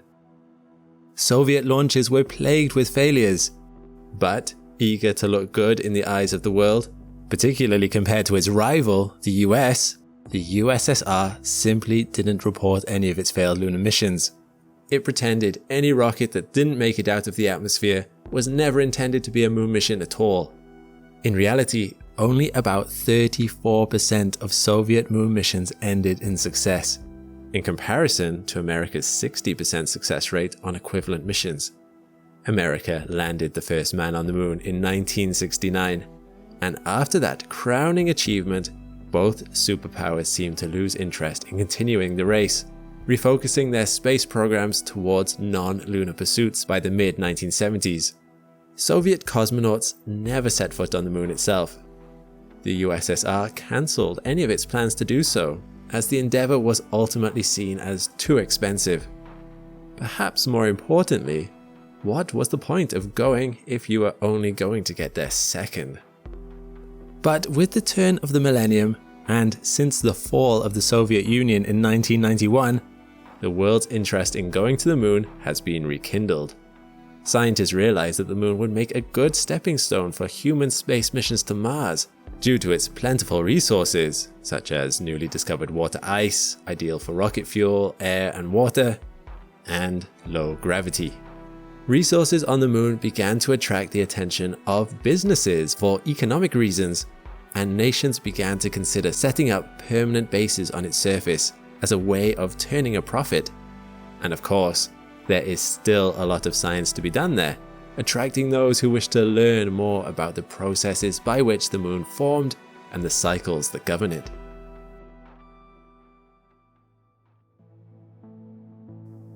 Russia's old rival, the USA, rose to dust off their space programs. America started its Constellation program in 2005, declaring their aim to go back to the moon. But now other nations were getting in on the act too. India, who had not been part of the first race for the moon, began its Chandrayaan program for lunar exploration in 2000. Governments across the world believed that the benefits of going to the moon in this second rush were so great, nations who didn't go would in some way fall behind. In the words of ISRO chairman Krishnaswamy Kasturirangan, it is not whether we can afford it, it is whether we can afford to ignore it. Russia did not intend to be left behind. It was eager to pick up the Soviet legacy of space exploration. In fact, it beat its competitors to the punch. Russia had already begun thinking about a new lunar mission as early as the mid-1990s, when scientists Mikhail Mavrov and Eric Galimov put forward their proposals to Roscosmos, Russia's newly restructured space agency. Their Lunar Glob mission was approved and was initially intended to have a lot more parts to it, including a penetrator for seismic sounding, a lander, and an orbiter. However, the project initially did not have enough political will behind it. It faced budget cuts after the Russian financial crisis of 1998, when the ruble lost over 2/3 of its value in 3 weeks and was marred in delays that repeatedly knocked it back and put it on hold. The penetrator and orbiter were scrapped, leaving just the lander, as the plan for the mission was reimagined to make it more economical. Russia wanted to be a nationally recognized player in the space game, but didn't want to spend massive amounts of its budget on the plan. In 2005, Russia only invested 20 billion rubles, or about $700 million in its space industry, compared to the USA's $15.6 billion. One way to work around this was to collaborate with other nations. Russia initially tried to work with India on the Chandrayaan-2 mission in 2007. Luna 25 would fly with India's orbiter and be the mission's lander. However, this low spending ultimately punished them, and Russian scientists were unable to get the lander's technology working in time for the initial 2013 launch date. India eventually abandoned the collaboration and completed Chandrayaan-2 on their own. Russia was left trying to get Luna 25 to the moon's surface solo. India's Chandrayaan-2 lander crashed into the moon, but India was eager to try again with Chandrayaan-3. This set Russia and India on a course from collaborators to competitors. Both Russia and India were interested in the moon's south pole, where Chandrayaan-2 and others had confirmed through spectrometry the presence of water ice. Luna 25 and Chandrayaan-3 were now racing to be the first lander to successfully touch down on the moon's south pole and potentially discover that water ice. However, Russia faced a new problem: the invasion of Ukraine in 2022. Western countries were outraged at Russia's decision to attack its neighbor and came together to impose massive sanctions. Not only was this painful economically, but one vital element of these sanctions was a ban on the trade of high-end computer chips and components. These would prevent Russia from developing high-precision ballistic rockets for use in its military, but hit Russia's lunar goals too. European scientists began ending their collaborations with Roscosmos. In an interconnected world where Russia traded for much of its high-end components, Russia would now have to go it alone. India completed Chandrayaan-3 and launched it on the 14th of July 2023, a mission we covered in greater detail in a previous video. However, the route that they took to the moon was a fuel-efficient, but time-inefficient one. It would take over a month to actually arrive on the moon's surface. India estimated a touchdown date on the 23rd of August. If Russia really hurried, it could complete its lander and arrive before India by taking a shorter, more fuel-intensive route using Russia's powerful Soyuz 2.1B rocket. The Luna 25 mission had, by this time, been delayed from 2021 to 2022 and then to 2023. In a bad stroke of luck for Russia, its BIB navigation sensor didn't pass quality tests. This was problematic, as the BIB sensor relied on a computer chip normally supplied from the West, a chip that Russia could no longer purchase due to Western sanctions. So Russian scientists had to develop a new one on their own, the BIAS-L. Luna 25 was cleared as ready to launch on the 11th of August 2023. It had 8 Russian scientific instruments on board, including laser mass spectrometers, infrared spectrometers, cameras for imaging the lunar surface, and even a device for measuring dust and micrometeors. Luna 25 would operate on the moon's surface for a whole year, enduring the freezing cold of lunar nights and the intense solar radiation of lunar days. It had the potential to do some good science. The Soyuz rocket was powerful enough that it would get Luna 25 to the moon's surface by August 21st, 2 crucial days before India's lander arrived. Russia would indeed win the race against its rival.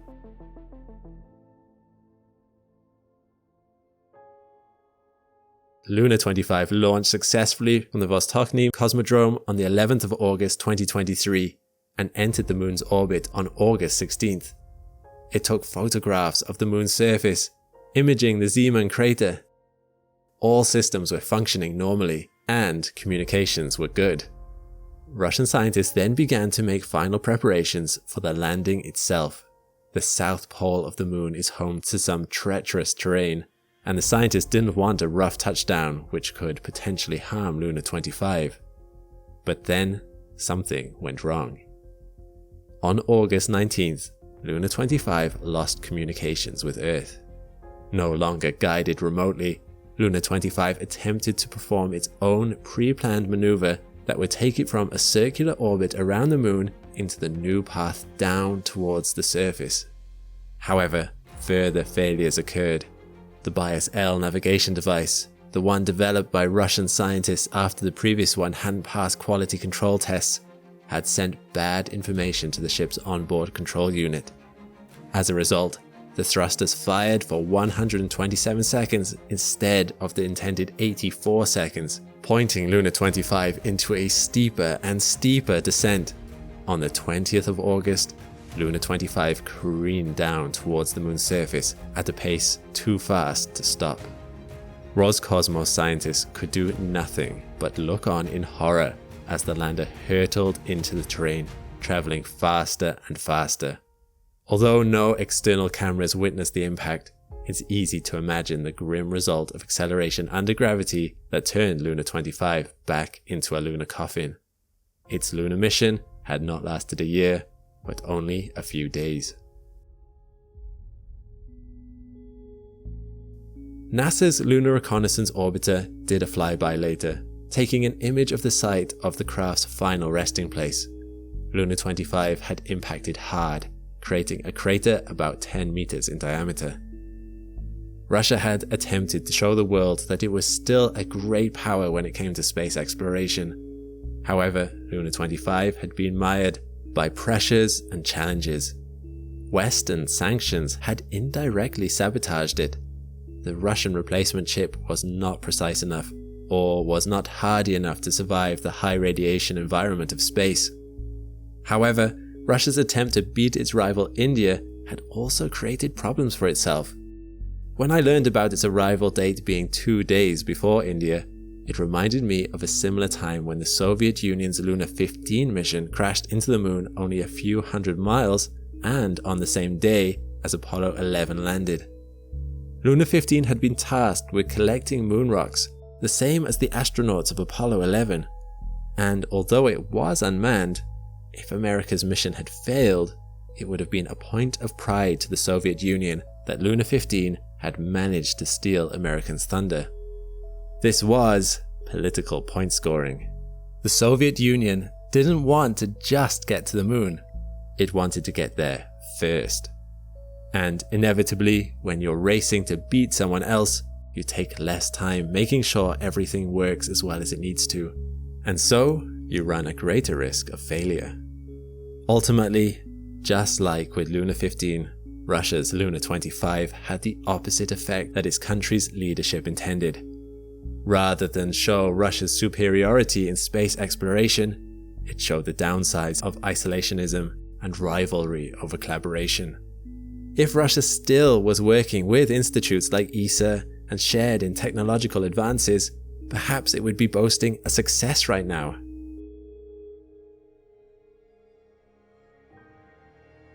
In many respects, it's a tragedy. Perhaps this can one day change. The future of mankind seems pointed towards the stars. If we are to thrive out there, it will be because we as a world work together. The tragic fate of the Luna 25 mission can and should be a learning experience, not just an embarrassing footnote in history, but only if the right lessons are drawn from it. Pride is not always a good thing. Rivalry can leave us isolated when we don't need to be, and can prevent us from thinking things through. Although it's unlikely, it would certainly be nice if our efforts to prove our superiority to each other could finally be put to rest, buried in a frozen coffin on the lunar surface. The endless frontier of space has always beckoned humanity with its uncharted territories and untapped potential. Since the first human ventured out into the great beyond, we have dreamed of exploring farther and pushing our boundaries beyond what seemed possible. But what if the next frontier isn't for humans to explore at all? What if the future of space exploration lies in the hands of machines? Today, we'll delve into the intriguing question of whether artificial intelligence, or AI, can replace humans in space exploration. From the earliest days of space travel, humans have been at the forefront of every mission. but the rise of AI technology is rapidly changing the game. Could AI be the key to unlocking the mysteries of the universe and propelling us further than we ever thought possible? Or are humans still an essential component of space exploration, bringing unique skills and qualities that AI simply can't replicate? I'm Alex McColgan, and you're watching Astrum. Join me as we explore the cutting-edge developments in AI technology and its potential to revolutionize space exploration. Before we delve into the role of AI in space exploration, let's first take a closer look at what exactly AI is. Artificial intelligence is a branch of computer science that involves developing machines and software that can perform tasks that would typically require human intelligence, such as problem solving, decision making, and natural language processing. In recent years, the use of AI in space exploration has become increasingly prevalent. NASA and other space agencies have been integrating AI into various aspects of space exploration, including mission planning, spacecraft operations, and data analysis. One of the most significant advantages of using AI in space exploration is the ability to automate tasks that would typically require human intervention. For example, rovers have been designed to operate autonomously, allowing them to continue making discoveries and conducting experiments, even if they lose communication with Earth. AI-powered rovers can navigate challenging terrain and perform scientific experiments without the need for human input, allowing scientists to gather more data and make more discoveries. Furthermore, AI can process vast amounts of data much faster than humans, which is especially useful in space exploration, where data from various sensors and instruments must be analyzed quickly to make real-time decisions. AI can also detect patterns in data that humans may not be able to detect, providing valuable insights into the universe's workings. The use of AI in this way has already led to some exciting discoveries on Mars, such as evidence of past liquid water and organic molecules, which are building blocks of life. Without the help of AI, it may have taken scientists much longer to sift through the massive amounts of data collected by the Mars rovers to make these discoveries.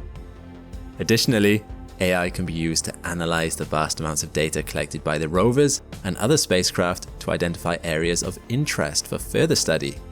This allows scientists to focus their efforts on the most promising areas and make the most of limited resources. However, for tasks that require a high degree of creativity or human intuition, AI may not be the best option. For example, designing a new spacecraft or making decisions in a rapidly evolving situation may require human expertise and judgment. The rise of AI has certainly left some people worried, and for good reason. AI technology has advanced rapidly in recent years, and as it continues to improve, there are concerns about how it will impact our lives. In the field of space exploration, as AI becomes more advanced, there is potential for it to replace certain roles that are currently carried out by humans. There is a fear that AI could eventually replace humans in many areas, leading to job loss and economic instability. Additionally, some worry that AI lacks the empathy and creative problem-solving skills that make humans unique. I have a confession to make. I am not Alex McColgan, but rather an AI programmed to write this script on the topic of AI's impact on space exploration. But if I hadn't told you, would you have been able to tell that it wasn't written by a human? It's a question that raises interesting philosophical debates about the nature of creativity and the limits of artificial intelligence. What are the tasks that can be filled by AI? How far can it go? Are there any jobs that will always require a human touch? By understanding the strengths and limitations of both humans and AI, we can work towards a future where they complement each other and work together to achieve greater things.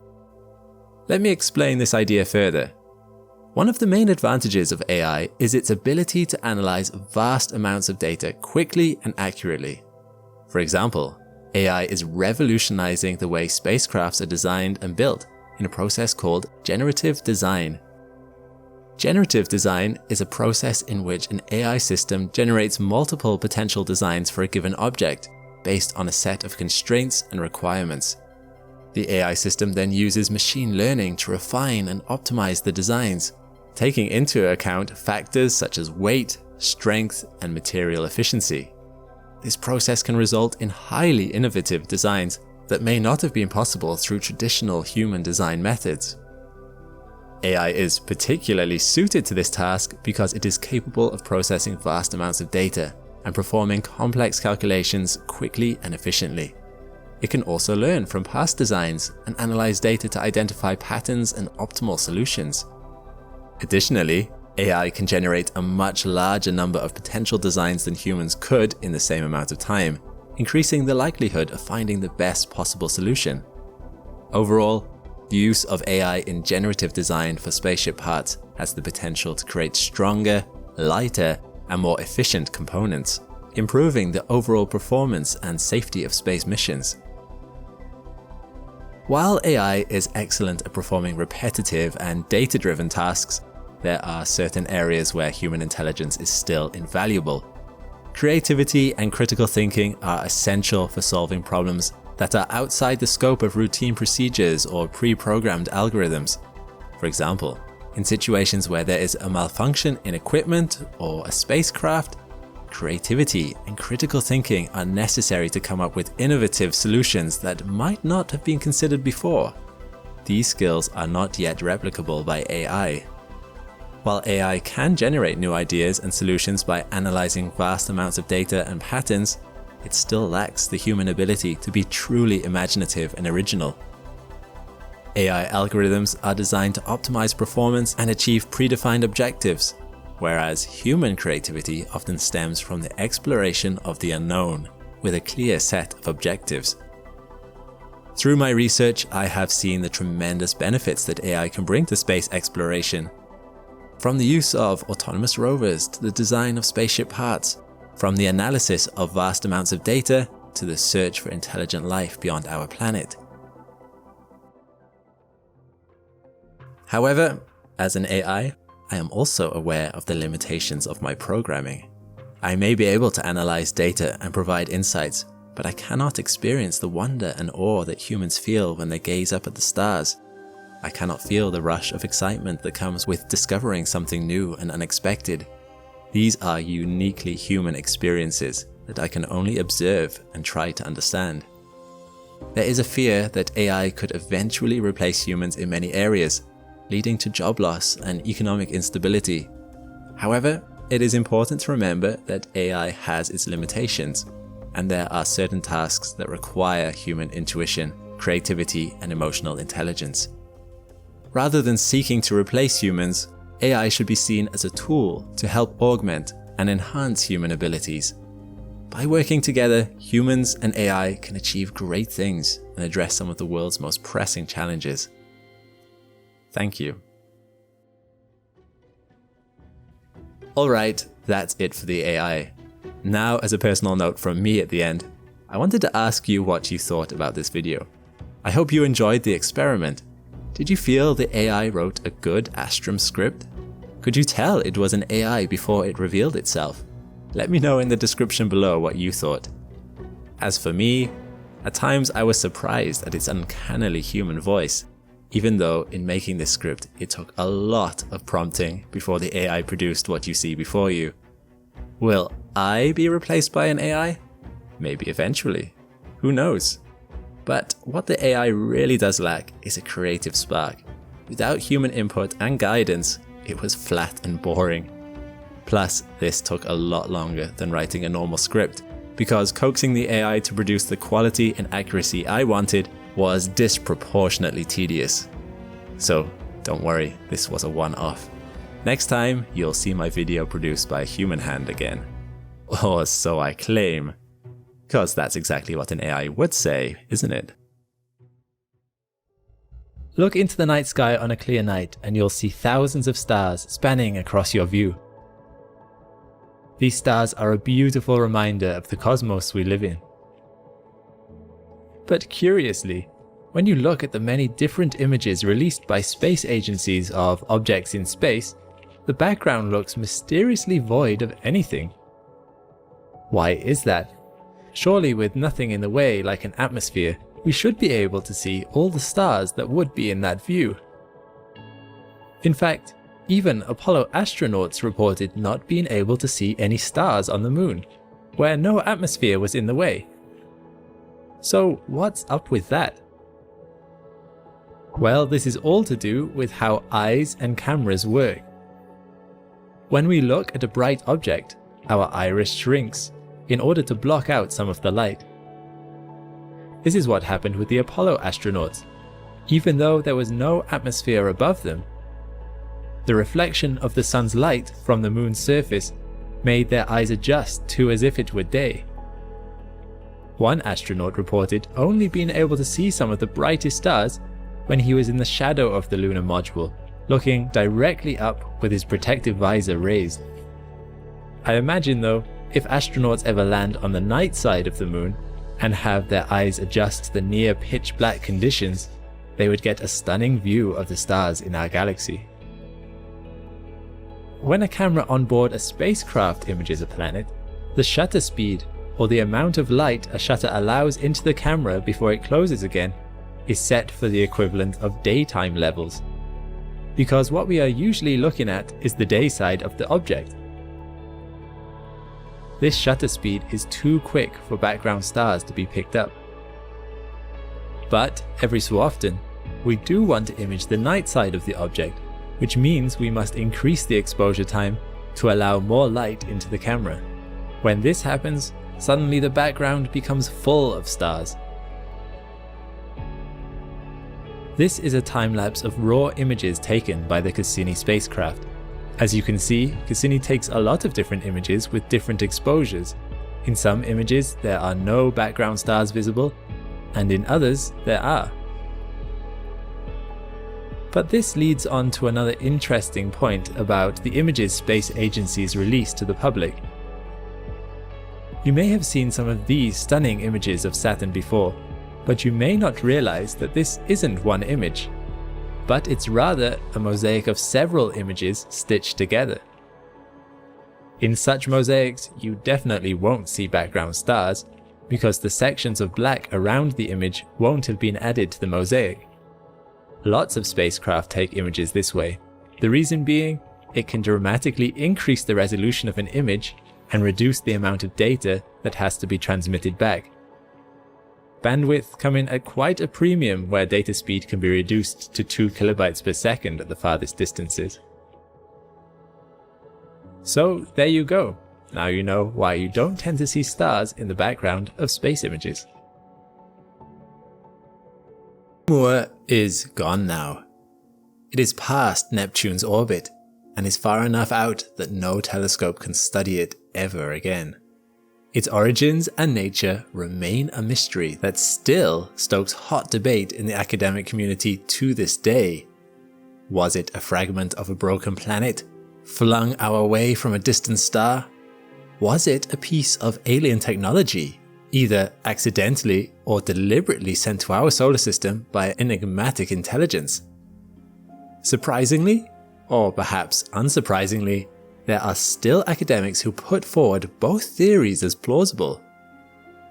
Oumuamua's anomalous nature makes it difficult to classify as either a comet, an asteroid, or something artificial. But it might be important to reach such a classification, as 6 new objects have been detected in our solar system that share Oumuamua's most bewildering trait, its ability to accelerate, with no clear explanation for where such acceleration is coming from. I'm Alex McColgan and you're watching Astrum, and today we will be exploring Oumuamua and these 6 new fittingly named dark comets, and exploring the theories that have arisen in the last few years as scientists attempt to explain something that has so far defied clear explanation. As a quick recap, Oumuamua is the first recognized interstellar object to arrive in our solar system. It did so on the 19th of October 2017 and was spotted by the Haleakala Observatory in Hawaii. Scientists quickly noticed that there was something strange about this object. It was small, perhaps between 100 and 1,000 meters long, and was believed to have an unusual shape, perhaps a cigar or a flat dish. Its trajectory and speed made it clear that it would eventually leave our solar system, so scientists reasoned that it must not have come from here. The object was thus given the Hawaiian name Oumuamua, meaning scout or first distant messenger. As the first of its kind that we know about, although admittedly definitely not the first interstellar object to pass through our solar system, as there are trillions of possible candidates out there that have likely done the same, scientists were excited to study Oumuamua, to learn what characteristics it might have that made it similar or dissimilar to objects found in our own solar system. As they did so, they began to notice certain abnormalities.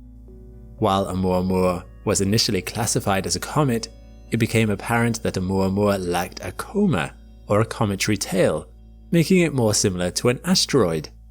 However, this lack of coma became a puzzling issue when Oumuamua was seen accelerating away from the Sun on its slow way out of our solar system. The rate of acceleration was minor, only about 17 meters per second when it was nearest the Sun, and yet this was enough to cause a stir in academia. Oumuamua was not doing what physics said it should do. In the next few months, scientists were able to observe it. Oumuamua was deviating from its path. In physics, objects can only accelerate when they are pushed. So, scientists began to try and explain what was pushing Oumuamua. A few initial hypotheses were quickly ruled out. This did not seem to be simple solar winds giving a small nudge. While it is a recorded phenomenon for the small trace particles fired off from the Sun to push at objects in space, this small force was not enough to explain Oumuamua's acceleration, assuming it was an ordinary asteroid. I should note that this is an assumption, as even the best photos of Oumuamua only showed a tiny speck, making it difficult to say for sure what it looks like. Most theories about its shape come from the variations in its light curve, brightness of which rose and fell uniformly as Oumuamua travelled.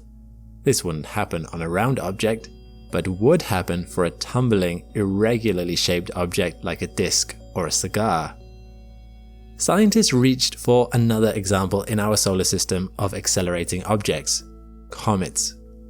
As comets travel close to the Sun, the ice within them warms and sublimates, turning into gas and spouting off from the comet's main body. This outpouring of gas and dust forms the comet's signature tail, but it also gives the comet a little push, acting like a little thruster on the side nearest the Sun that accelerates the comet away from the source of all that heat. But, as I mentioned, scientists could not detect all that dust and gas. They looked, but it didn't seem to be there. This absence gave rise to more exotic theories. Let's take a look at an argument between two theorists with two theories. The first theory was the most headline-catching. Harvard professor Avi Loeb promoted in numerous papers that Oumuamua could represent alien technology. He argued in 2018 that solar winds could provide the acceleration seen with Oumuamua, but only if Oumuamua was actually much thinner than scientists originally assumed, between 0.3 and 0.9 millimeters thin. As a 1,000 meter long, 1 millimeter thin object was unlikely to appear in nature, Loeb argued that this had to mean it was artificial, a light sail, created to catch solar winds and use them to accelerate through space from one star to another. This theory met the resistance from other members of the academic community.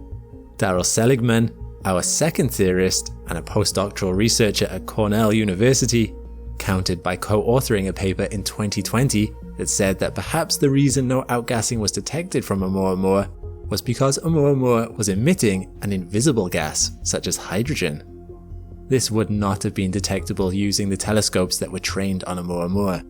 Seligman proposed that Oumuamua was entirely or largely made of such hydrogen, a hydrogen iceberg, that was sublimating thanks to the warmth of the sun, and it was that sublimation that was causing the push. Loeb disagreed. A few months later, he co-wrote a paper asking where exactly this hydrogen iceberg could have come from. He showed mathematically that the starlight in the interstellar vacuum was warm enough that any hydrogen iceberg that formed in even the nearest densest molecular clouds would have melted before they got here. Loeb was still convinced that an alien explanation was the most probable. His refutation was strong enough to send Seligman back to the drawing board, who dropped the hydrogen iceberg idea. However, Seligman continued to play around with the idea that Oumuamua had been moved by escaping pure hydrogen gas. Initially, he didn't have an explanation for how this could be, until in 2023, he met with University of California assistant professor Jennifer Bergner, who pointed to experiments in labs where water ice in extremely cold conditions, hid with radiation, could trap pockets of hydrogen, only to release it later when warmed up as the ice structure rearranged itself. As it happened, water ice is much more plentiful in space, and so is radiation. Cosmic radiation could be enough to provide the pre-baking that would be needed. Between the two of them, Seligman and Bergner wrote a paper arguing that Oumuamua needed a new category entirely. It wasn't a regular comet or an asteroid, but rather a dark comet, one with a coma that was invisible but present. Their explanation accounted for Oumuamua's acceleration and also for the lack of dust, as dark comets would not need to release dust as they were simply reconfiguring their structures and releasing the pockets of invisible gas, rather than blasting gas out from its surface like a small gassy volcano. While this was not enough to convince Loeb, who co-authored 2 more papers in the next month that accused Seligman of bad maths while also continuing to push his alien spaceship model, Seligman was already considering the next step in his own logic. He began to wonder, if Oumuamua represented a dark comet, could there be other dark comets out there?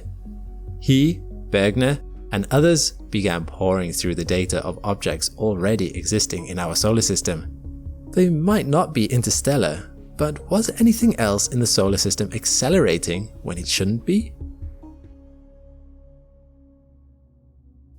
Sure enough, they found 6 that matched their criteria. 6 objects that showed non-gravitational, non-solar wind-based acceleration that couldn't be explained away by any known mechanism. These objects were small, some just as tiny as 3 meters across. They looked like asteroids and didn't have remarkable features. They were near-Earth objects, all orbiting close enough to Earth that missions to them were extremely viable. And they were all exhibiting signs of acceleration. To be clear, such acceleration was very minor, small enough to have been overlooked previously. These objects aren't zipping around the solar system from planet to planet like spaceships. They are not interstellar objects. But, just like Oumuamua, science cannot currently account for their motion, especially given that they do not have any visible signs of outgassing. And intriguingly, one of them is already scheduled to be visited by 2031. 1999 KY26 is due to be visited by the Japanese Hayabusa 2 probe, an asteroid sample return mission that was launched in 2014 and finished its primary mission 6 years later, but since has been given a mission extension to visit other asteroids in the near-Earth Apollo group. 1998 KY26 is rotating quickly, once every 10 minutes, and Hayabusa 2 will aim to perform a flyby to learn more about this water-rich, tiny object for the benefit of future human missions to Mars. Once it's there, perhaps it will become clearer what the source of 1998 KY26's strange acceleration might be. It's still not obvious who among the various scientists out there is right about Oumuamua. Given that it's now out of our reach, perhaps we will never know. But it's undeniably intriguing that more objects exhibiting strange acceleration have been detected, and highly likely that they will shed further insights into Oumuamua's possible nature and origins. If they are found to accelerate through invisible outgassing of hydrogen, Seligman will stand validated. But if a little hatch opens up and a small alien form peeks out to wave at us before accelerating off out of the solar system, then we might regret not listening more closely to Loeb. I think the former is more likely than the latter, as there is no way 1998 KY26 is a light sail. We have excellent imaging of this one, but either way, it will be fascinating to study. Of course, in the end, it might prove that neither theory is correct. That's the wonder of science. The more we explore the universe, the more we encounter strange and unexpected phenomena. And as we learn more about them, the better our theories become. Perhaps one day we will encounter more objects like Oumuamua from outside our solar system, which may lend further weight to a particular explanation. The search, even for dark objects that currently act under invisible forces, always fills me with a marvelous curiosity. Once 2031 rolls around, perhaps that itch for answers will be scratched. Or perhaps we will simply be faced with more questions. Only time will tell. For almost all of human history, the night sky has guided us across continents, illuminating our path forward. The stars are as entwined with our civilization as are the land and the sea. But that sky is changing. While the stars, nebula, and supernova remnants are as brilliant as ever, few of us will ever get the chance to see them as they once were, even though all it would take to do so is a flick of a switch. I'm Alex McColgan and you're watching Astrum. Join me today as we explore how the night sky has changed in our own lifetimes and uncover the drastic effects that artificial light, both visible and invisible, has had on us, on crucial ecosystems, and on important scientific research. We will see how a well-intentioned green revolution made it worse, how we've put artificial constellations of our own into orbit, and how even the natural constellations themselves are changing. That's right, we're going to see how our sky will change in 1,000, 1 million, and even billions of years into the future.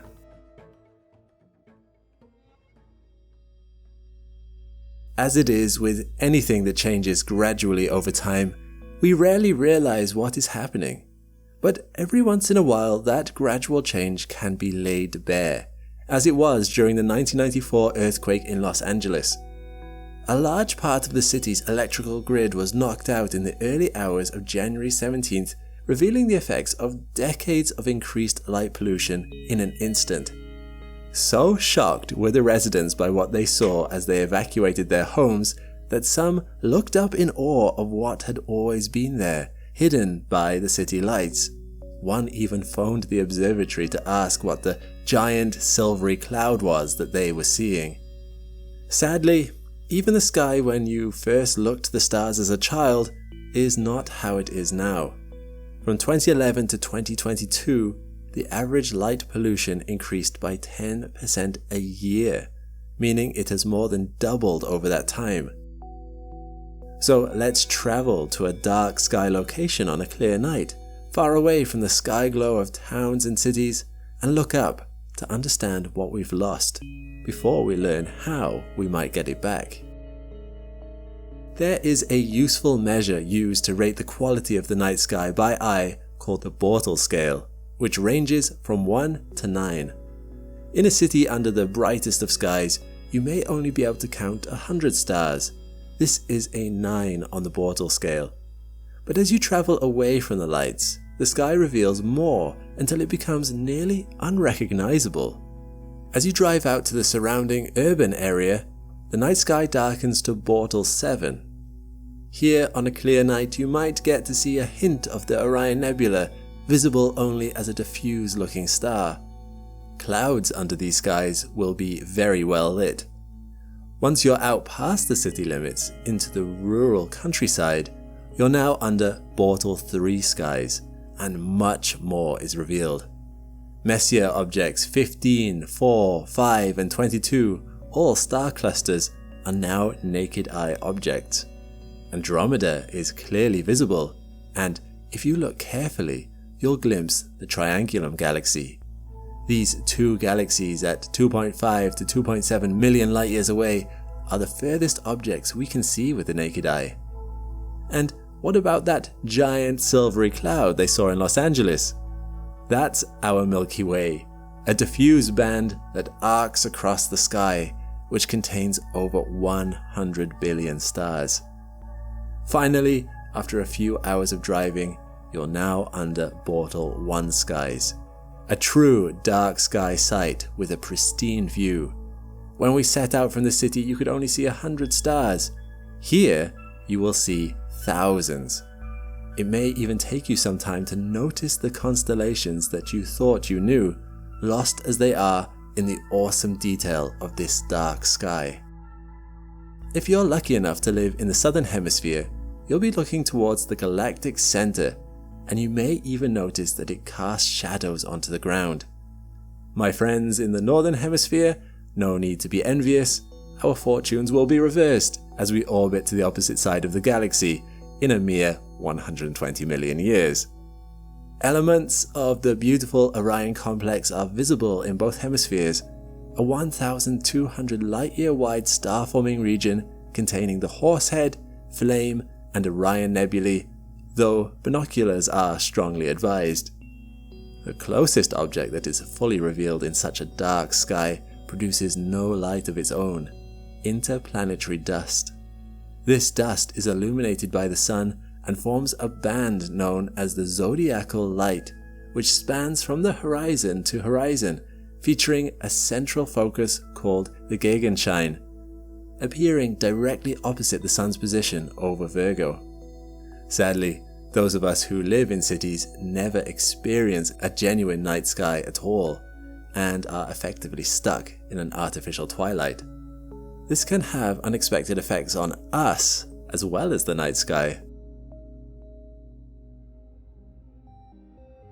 So, how do a few light bulbs block out an entire galaxy? In a word, sky glow. Any light that is emitted upwards will pass through the atmosphere where it can be scattered in any direction. The light that is reflected back towards the ground to our eyes or telescopes is seen as sky glow, which has the effect of drastically reducing the signal-to-noise ratio of incoming light from space, affecting our ability to see it and to study it. You may have experienced something similar on a dark, foggy drive. Perhaps in an attempt to see more of the road, you've turned on your full beams. The slight upward angle of these lights reflects light up, illuminating the fog in front of you, which has the opposite effect of what you intended.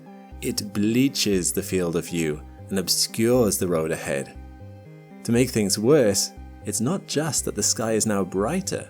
Tragically, our eyes are now also less able to see in the dark when we go outside. Human eyes have the incredible natural ability to detect brightness across a full 9 orders of magnitude. We are able to do this because we have 2 types of vision. The first is known as photopic vision, and it's the one you're using now. It's our daytime color vision recorded by our eye's cone cells. The second is scotopic vision, an ultra-sensitive monochrome night vision recorded by our eye's rod cells. It is this scotopic vision that allows us to see the faintest details in the night sky. Modern lighting is reducing our access to scotopic vision because, to the human eye, all light is not equal. In the past 10 to 15 years, a movement towards more energy-efficient LED lights has shifted the spectrum of light pollution from the orange hues of the sodium lamps to the blue-green frequencies of LEDs, which we are much more sensitive to. These blue-green frequencies slow down dark adaptation, or worse, can fully reverse it in minutes, which is why you'll often see astronomers and nighttime pilots using red lights or red goggles to ensure scotopic vision is maintained. To access full scotopic vision, we require a near absence of short frequency light for at least 30 minutes, and it can continue to improve for up to 2 hours. So, you may be wondering, If we are so sensitive to the blue frequencies of typical LED lights, why can't we use less of it and reduce overall light pollution? And you'd be right, we could. The reality is, though, that we don't. LEDs are so efficient compared to sodium and filament lights that we save energy and money even when they're run much brighter. So that's what we often do. We run them brighter because we all feel safer in a well-lit area, even if we are statistically no more likely to be the victim of crime. Our eyes also contain retinal cells that are not involved with seeing and instead help to regulate our body clock. These cells are particularly sensitive to shorter wavelengths too. So, artificial light, and LEDs in particular, don't just affect our ability to see the night sky, they affect us in other, more severe ways too. The disruption of our circadian rhythms by light disrupts the production of several key hormones, including melatonin. Incredibly, this can affect our body through a dramatic cascade that can lead to metabolic and mood disorders, and most severely, cancer.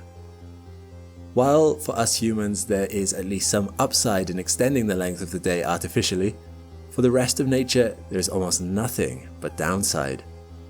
Lights interfere with the circadian rhythms of wildlife too, disrupting how and when they sleep, migrate, reproduce, hunt, and evolve.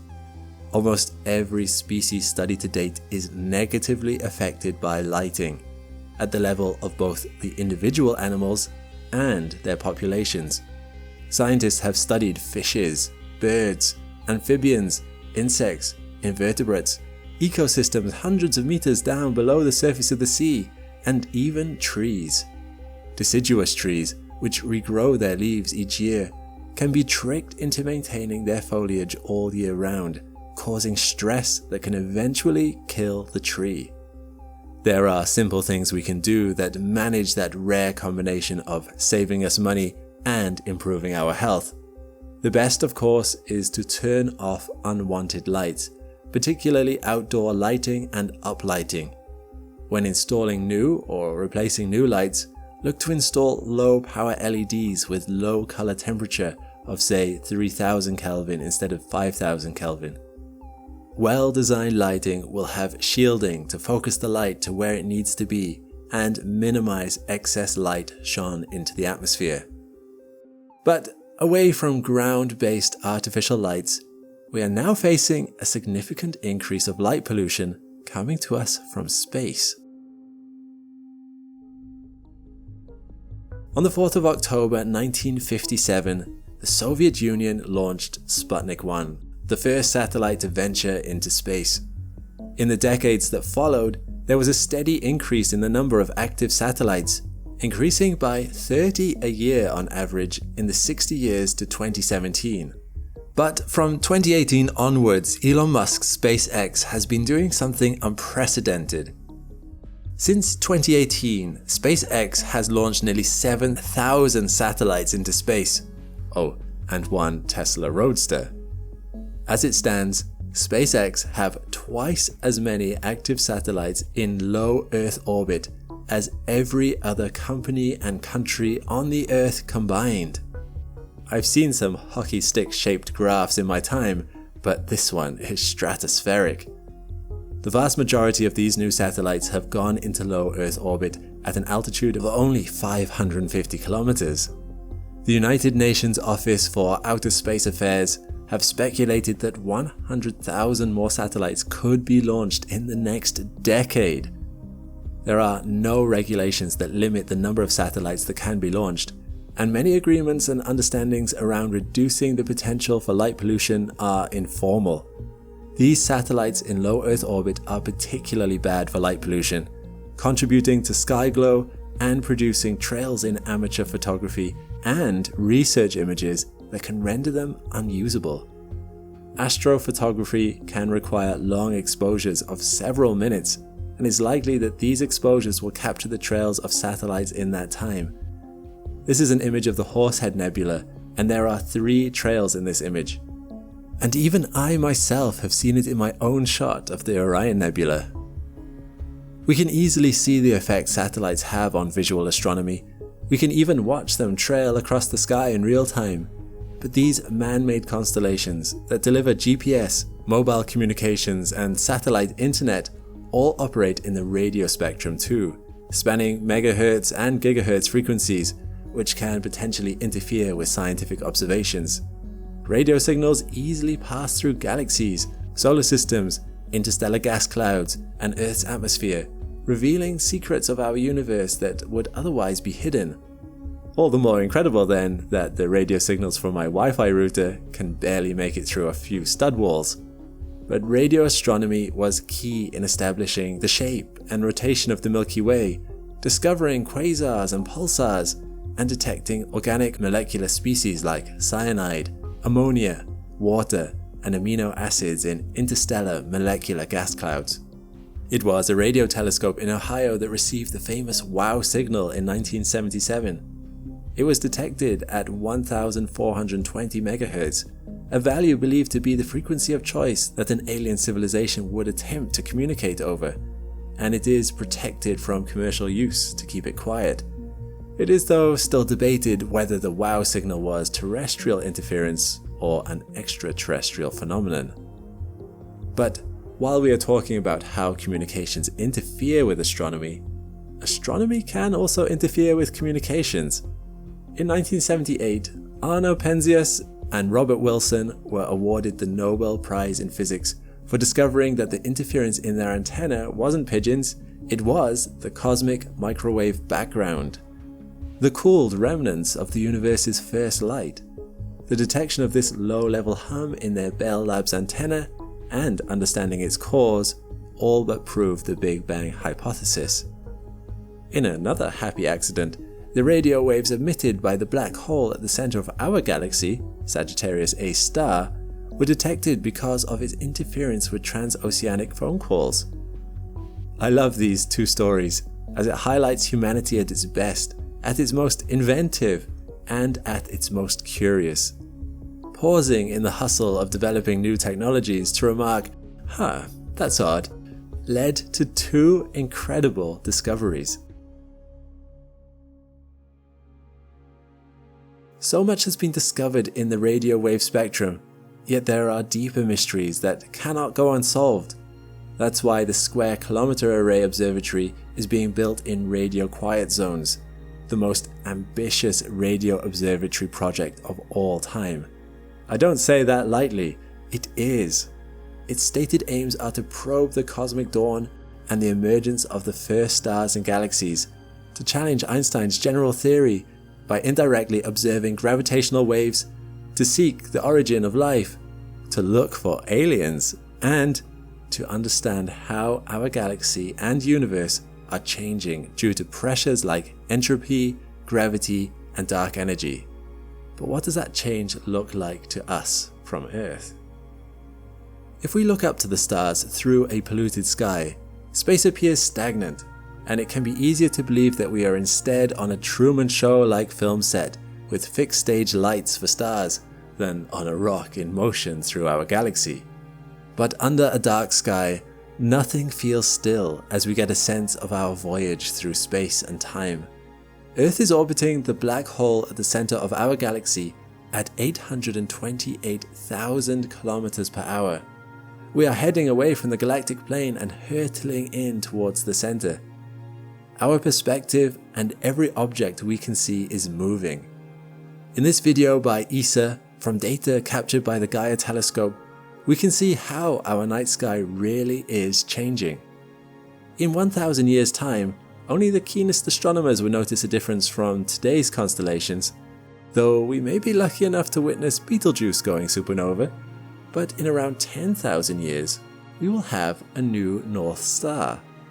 Polaris will have moved away from the celestial pole, and it will have been replaced by the brighter Vega. And let's take a closer look at the constellation of Orion and the stars around it.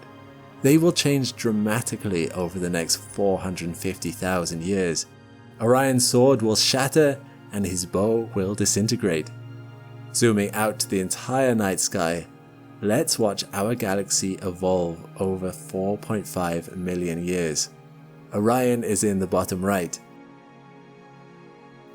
What we can't know with this data though are how many more stars will go supernova and how many more will be born. We'll just have to wait and see. And that's going to be a heck of a lot easier if you would just turn off those up lights. But over the next few billion years, the sky will begin to look so unrecognizable that you would be forgiven for thinking we were in a different galaxy altogether. Because we would be.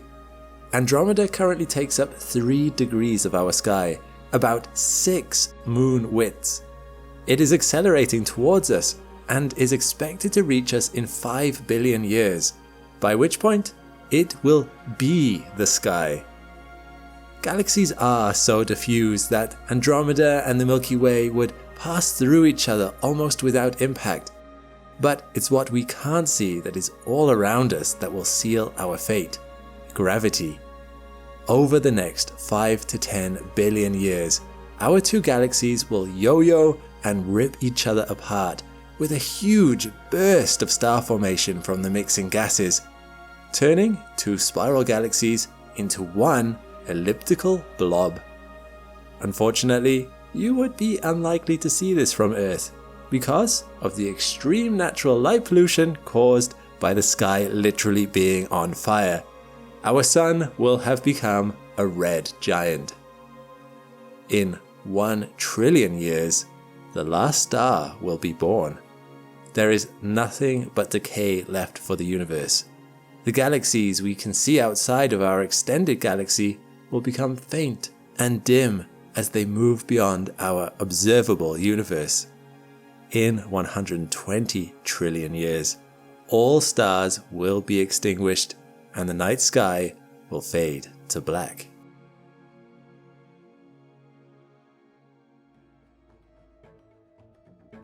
As is so often the case in our complex world, there are unexpected outcomes from our behaviors. Our night sky is changing in many ways. It has been obscured, but it is not lost.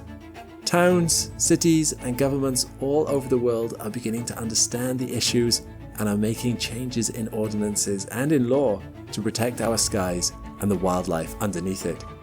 So, if this video has inspired you to visit a dark sky or reduce your impact, head to darksky.org to find out more, and to lightpollutionmap.info if you're curious about the light pollution in your area.